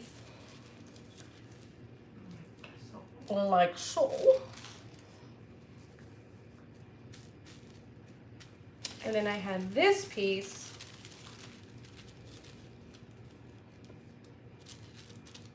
Not like that. Not like that either. How did I have it? Oh, like this. Like that. Awesome. Okay. I can tell when it's straight just because I've been doing it for a while. Couldn't you put it up farther and then It won't have the interfacing. No, I meant that way. This way? Yeah. That way it's not like too close to touching with the other thing. Is that better? Because I need to have two of these.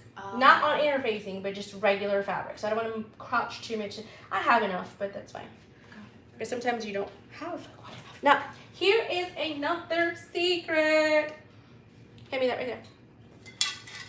This is tacky spray. This is what you use to baste quilts together.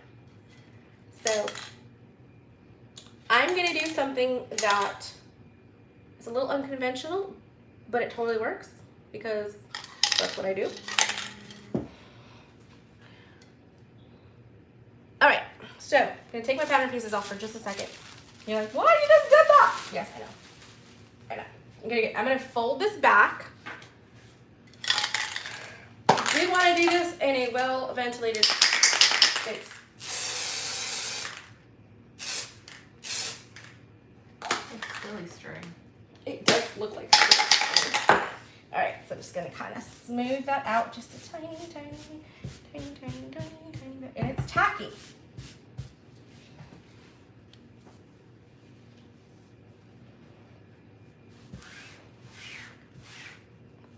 Fingers are tacky now. All right. Oh, there you go. That's right on there. Now you can spray this on the fabric, or you could spray it onto the interface. Either way, doesn't matter. Okay. Boom, boom.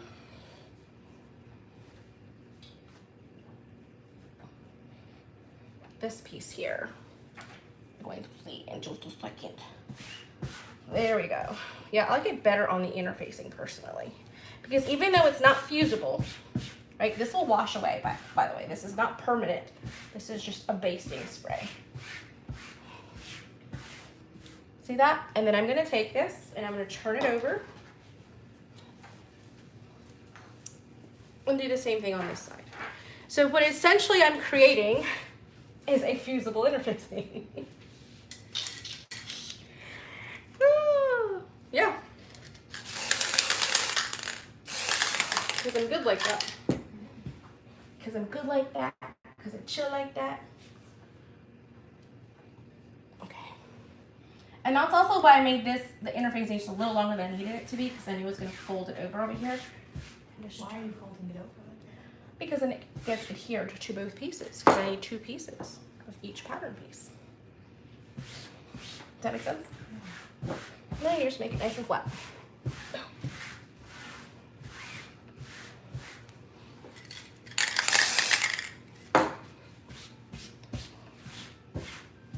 Okay. So now, when I go to cut everything, I'm cutting it all at once. Oh, I'm sorry guys, I keep bumping it. I think that's what it is. I keep bumping it because I just get a little... No, it's not. No? No, it'll happen even if you don't bump it. Can you get me that pattern piece that fell down there for me, please? So now I'm going to lay out my pattern pieces. And when I do my cutting, everything will kind of stick together. So when I sew it in, it stays together. But then when you wash it, the glue goes away. Ah. Okay.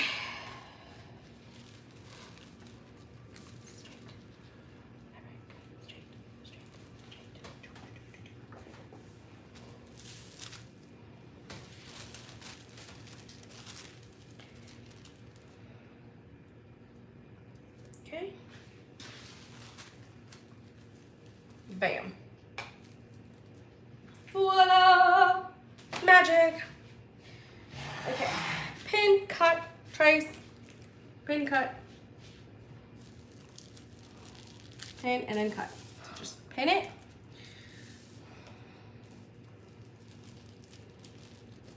So none of these are on the fold, so I don't have to worry about that.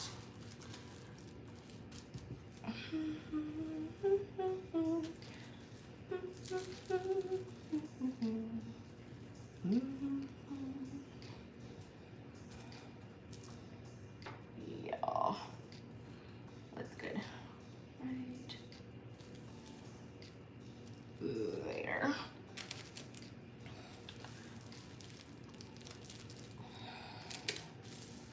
I'm wearing glasses today, guys. So my vision is a little bit like, what's going on?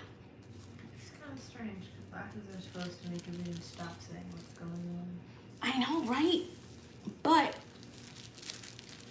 I'm so used to wearing contacts that I literally, like, because I have the ones that you sleep in, that when I wake up in the morning and I can't see, I'm like, what? Where are my glasses? Like, I don't know how people do it without contacts. Just saying. So even though I have this down here sprayed, that's not a big deal because I can peel it right off, and it's not the end of the world. It's not crazy glue. Nope, it's not crazy glue. It's not permanent glue. It's not gonna stick to everything.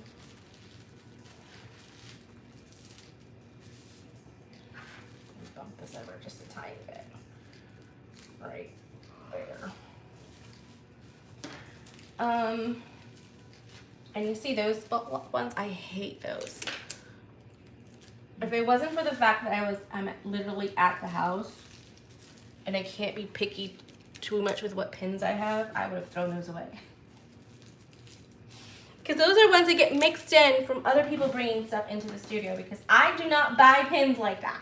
The only pins I buy are the drips. Why don't you buy pins like that? Because they suck. Because they suck. Oh, is that a good question? Is that a good answer? No? I don't know. Probably not. Probably not. Okay.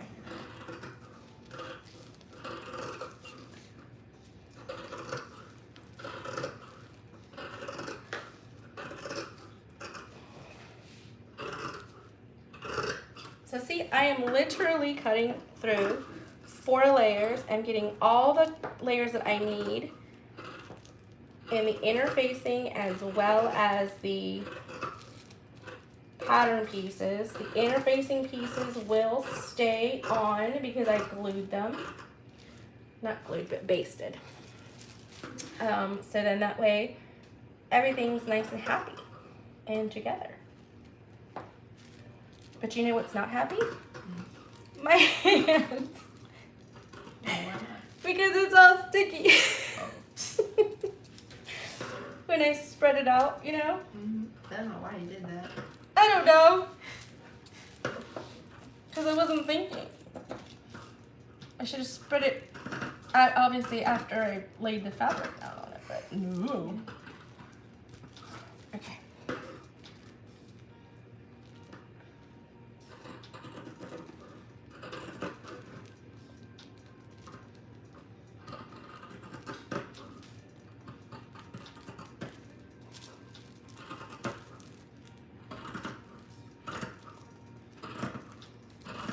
Okay, so I'm gonna do the same thing I did last time. I'm gonna just kind of chunk it out.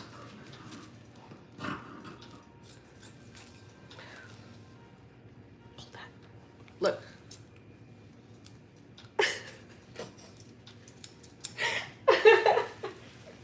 Listen. You see this sear right here? Because it was lifting up. Yeah. It didn't quite get to where it needed to. So I really need to get back in there and redo that. Maybe if I come from this angle, it'll be better.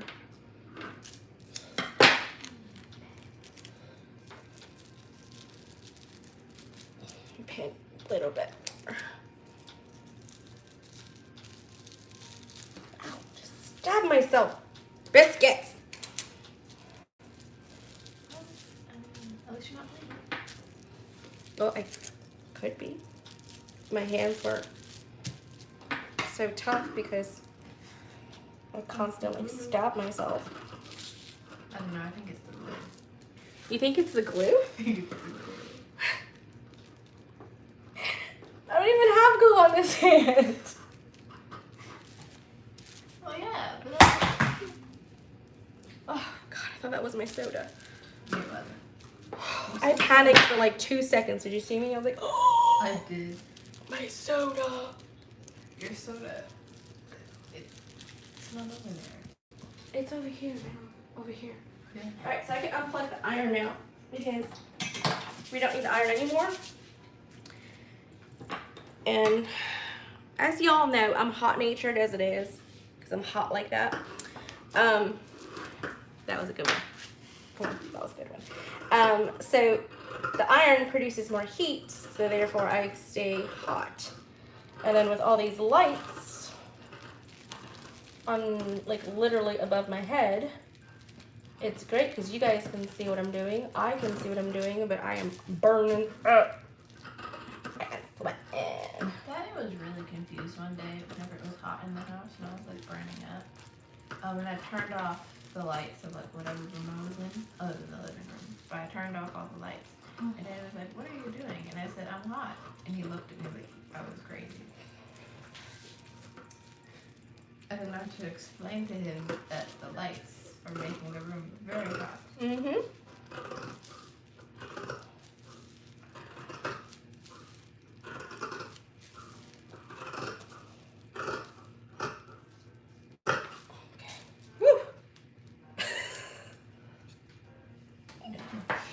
Oh, goodness. Okay.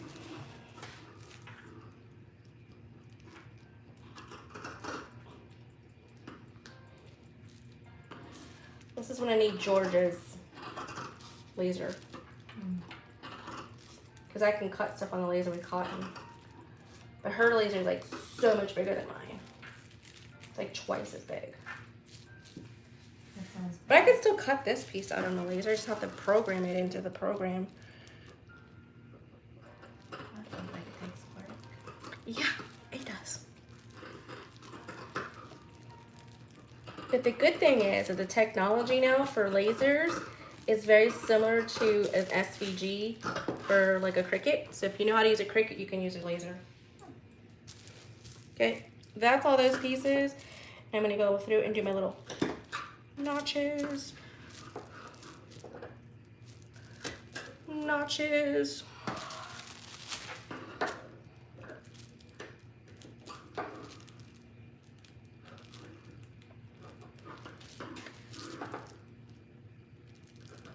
Okay, there's that one. And then I have to deal with little dots and all that stuff, but got that done.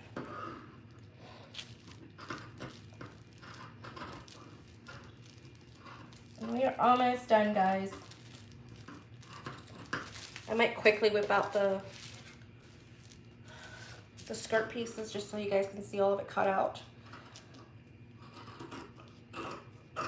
And do all the transferring. But usually, you know, two hours is usually a good amount of time when I'm cutting out intricate pieces. But I'm also talking.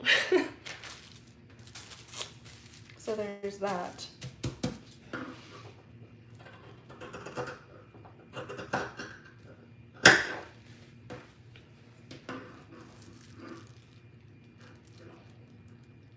You're probably wondering why I'm using the back side of my scissors, because the front is dull, but the back is not, so I kind of just get in there and just do a little quick little snip. Can you sharpen scissors, or do you have to like go out and buy new ones? You can get scissors sharpened at places that sharpen knives. There are places that sharpen knives. Mm-hmm. There's usually, like, most farmers markets have places where they're like, bring your scissors, we'll sharpen them. I mean, bring your knives, your kitchen knives, we'll sharpen them. So they can do it. The only exception to that is if they don't separate. So like these here, unscrew. As you can see, I'm unscrewing them, and they come apart so that they can sharpen the blades just like they do a knife. What they can't do are the ones that don't come apart, like the inexpensive Fiskars and all that kind of stuff. Those they cannot.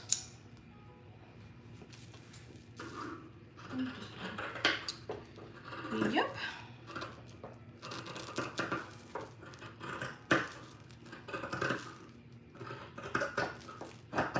I also find that I do accurate cutting more when I'm standing than sitting.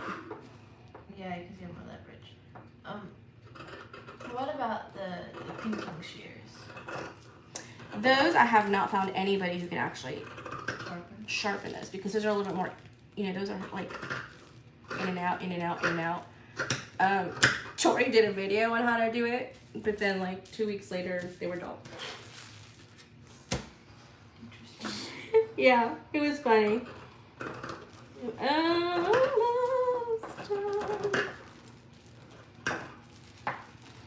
I'm doing exactly what I tell you guys not to do. Picking it up. Picking it up. But it's a straight cut, that's why. Alright. There's that.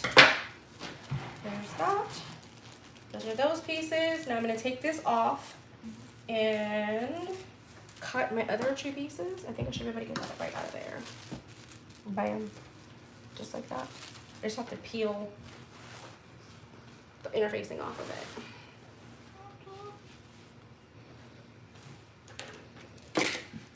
See, that's why I like a magnet one.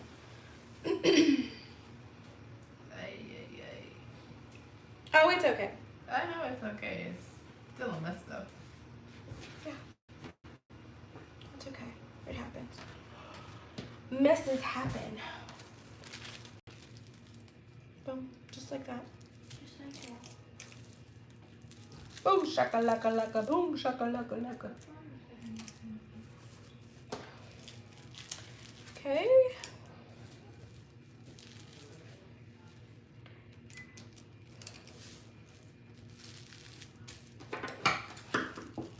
Okay.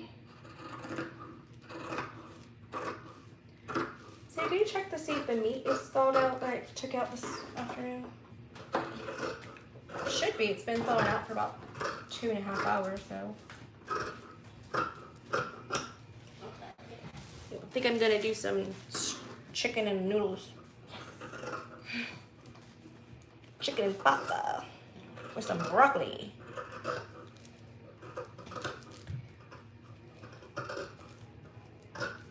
I don't know if my car will be done quite yet, so your dad's probably going to have to take. He's probably going to have to get Dwight Jr. for me. Well, he's been getting Dwight Jr. for me, but I've been dropping him off, so. You're like, yeah, but you have to do that anyway. Because I have to be there. Still, I'm going to have to wake up at 6:30 in the morning. Bam! I like the Emerald Lagasse of sewing. Emerald Lagasse? Oh my god, Sierra, you're killing me. I'm sorry. It's so funny because Emerald Lagasse is like a really famous cook who did like, he's like the pioneer of like cooking shows. You don't know who he is? No, I only know that one famous chef that died in Ratatouille. In Ratatouille. Oh goodness. Okay. All right. So these are all done with the interfacings and everything like that. Let's just grab those other 2 skirt pieces and then we can be done.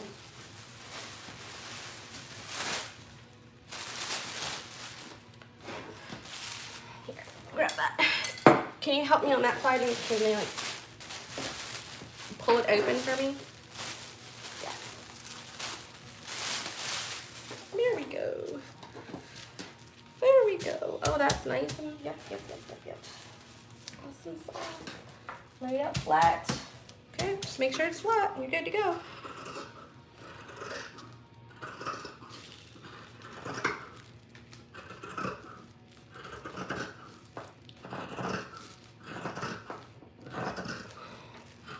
Oh, so you guys know, okay?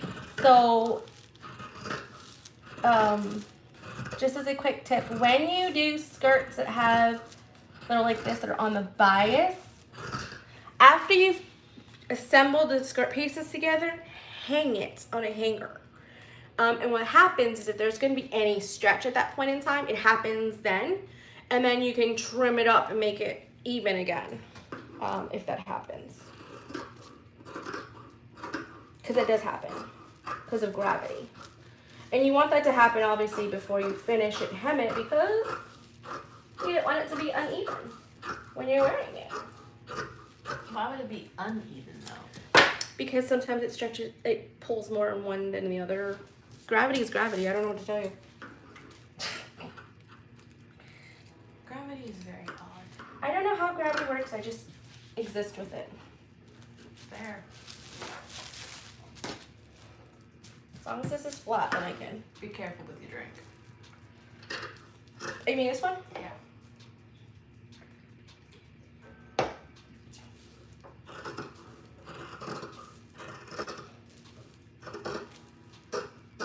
Okay.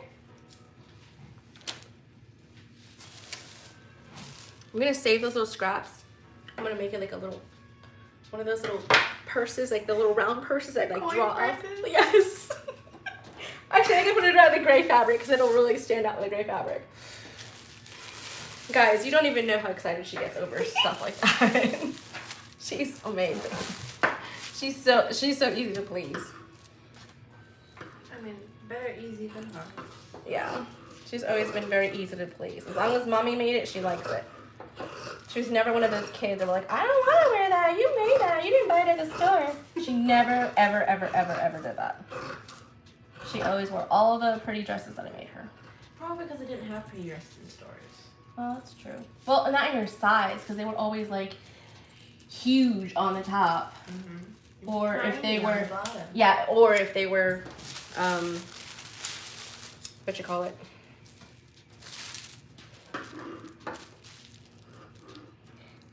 It would be either really big at the bodice or really small lengthwise, short. So It's a very tall baby. you were tall for your age a lot of times, yes. Okay. Do-do-do-do-do. Elmo's World. Where did that come from? I do that all the time. If you look at my videos, especially when I'm with Tori, I always go do Elmo's World. Don't ask me, I don't know. All I know is my happy pills are kicking in. Yo! It's been a day, guys. It's been a day. It's been amazing. Elmo's World.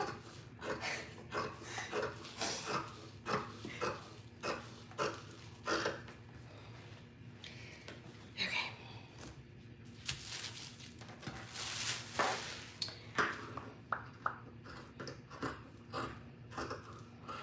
If you wanted your bias binding to match, like on your Hong Kong seams, you could buy an extra half a yard and make your own continuous bias.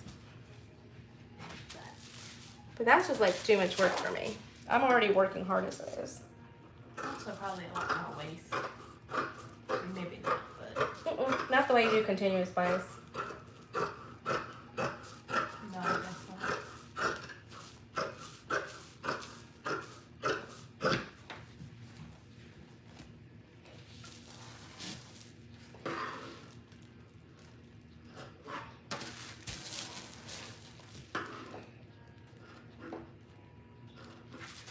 I mean, I also know Willy Wonka from like the Chocolate Factory, but I don't think that counts as the chef. Willy Wonka and the Chocolate Factory? Yeah. Those are all movies. Like Emerald Lagasse is a real person. Like he has like restaurants in like on cruise ships and stuff. Like Guy Fieri, he was before Guy Fieri. Fieri? Fieri, yeah, whatever. Okay, so Ferrari is like a car, isn't it? Ferrari is a car. All right, so we got our our front and back skirt pieces. We've got our pocket pieces. We got our front and back facings. Can you see that? Mm-hmm. That one of those looks like a pie symbol. It does. Our back bodice piece with all of the little dots and everything. I showed you how to transfer those. And our front piece. Awesome sauce. Okay, so quickly, before I forget, but you see these little marks right there? Those little like cross hash marks and those numbers, and the cross hash marks and the numbers. Okay, so this is where the waistline is. This is the measurement. So if you had a size 8, it'd be the waist measured at 25 inches when it's finished. Right here, size 8 for up at the apex, because that's where this is considered like the top, the widest part of your bust. That's 35 inches. So that just kind of tells you roughly about what it should be when you're done sewing. So if you ever just need to make a smaller seam allowance or a bigger seam allowance, make it a little bit smaller, make a larger seam allowance, make it a little bit bigger, just a tiny bit bigger, have less of a seam allowance. What are the double lines for? The double lines are for if you need to lengthen or shorten this pattern piece. Usually you're pretty, your torso is pretty consistent, proportionate to pattern pieces, but me, I'm not, so I would have to take that and bring it up to make it shorter. But the pattern instructions show you how to do that too. So instructions are very helpful. Patterns didn't used to have instructions. That started happening when patterns were a little bit more domesticated, and after women started going into the workforce and they weren't doing as much home things, the knowledge wasn't passed on. So because the knowledge wasn't passed on, a lot of the younger generation at that time didn't know how to put pattern pieces together. So that's why pattern pieces started happening, and then after that, then it evolved to the point where, it would be a bit more fashionable. They were having different things, So yeah. Interesting. And that's also why there was 5/8 of an inch seam allowance, is because it's wide enough that when you do a bias binding on either side, because they didn't have a serger, that way you could take it in or let it out. Because you had enough that if you needed to let it out for like a sister or a cousin who was going to get a hand-me-down, they would get hand-me-downs rather than get all new dresses. Little sewing history. Yeah, little sewing history. Little sewing candy in there. Sprinkle it all up in there. All right. Sprinkle! All right. All right, guys. I think that's it. If you guys have any questions, leave it in the comments below. I really appreciate it. I hope you guys see this and get some information from it. I will be having my editor go through and take this and break it up into little like mini learning sessions on how to do all this different stuff. But if you have any questions, let me know. Put it in the comments. And don't forget to like and subscribe if you haven't already done so. What else is it? Thank you for supporting my channel. Love y'all. Bye. See, I gotta do it for me because I can't reach.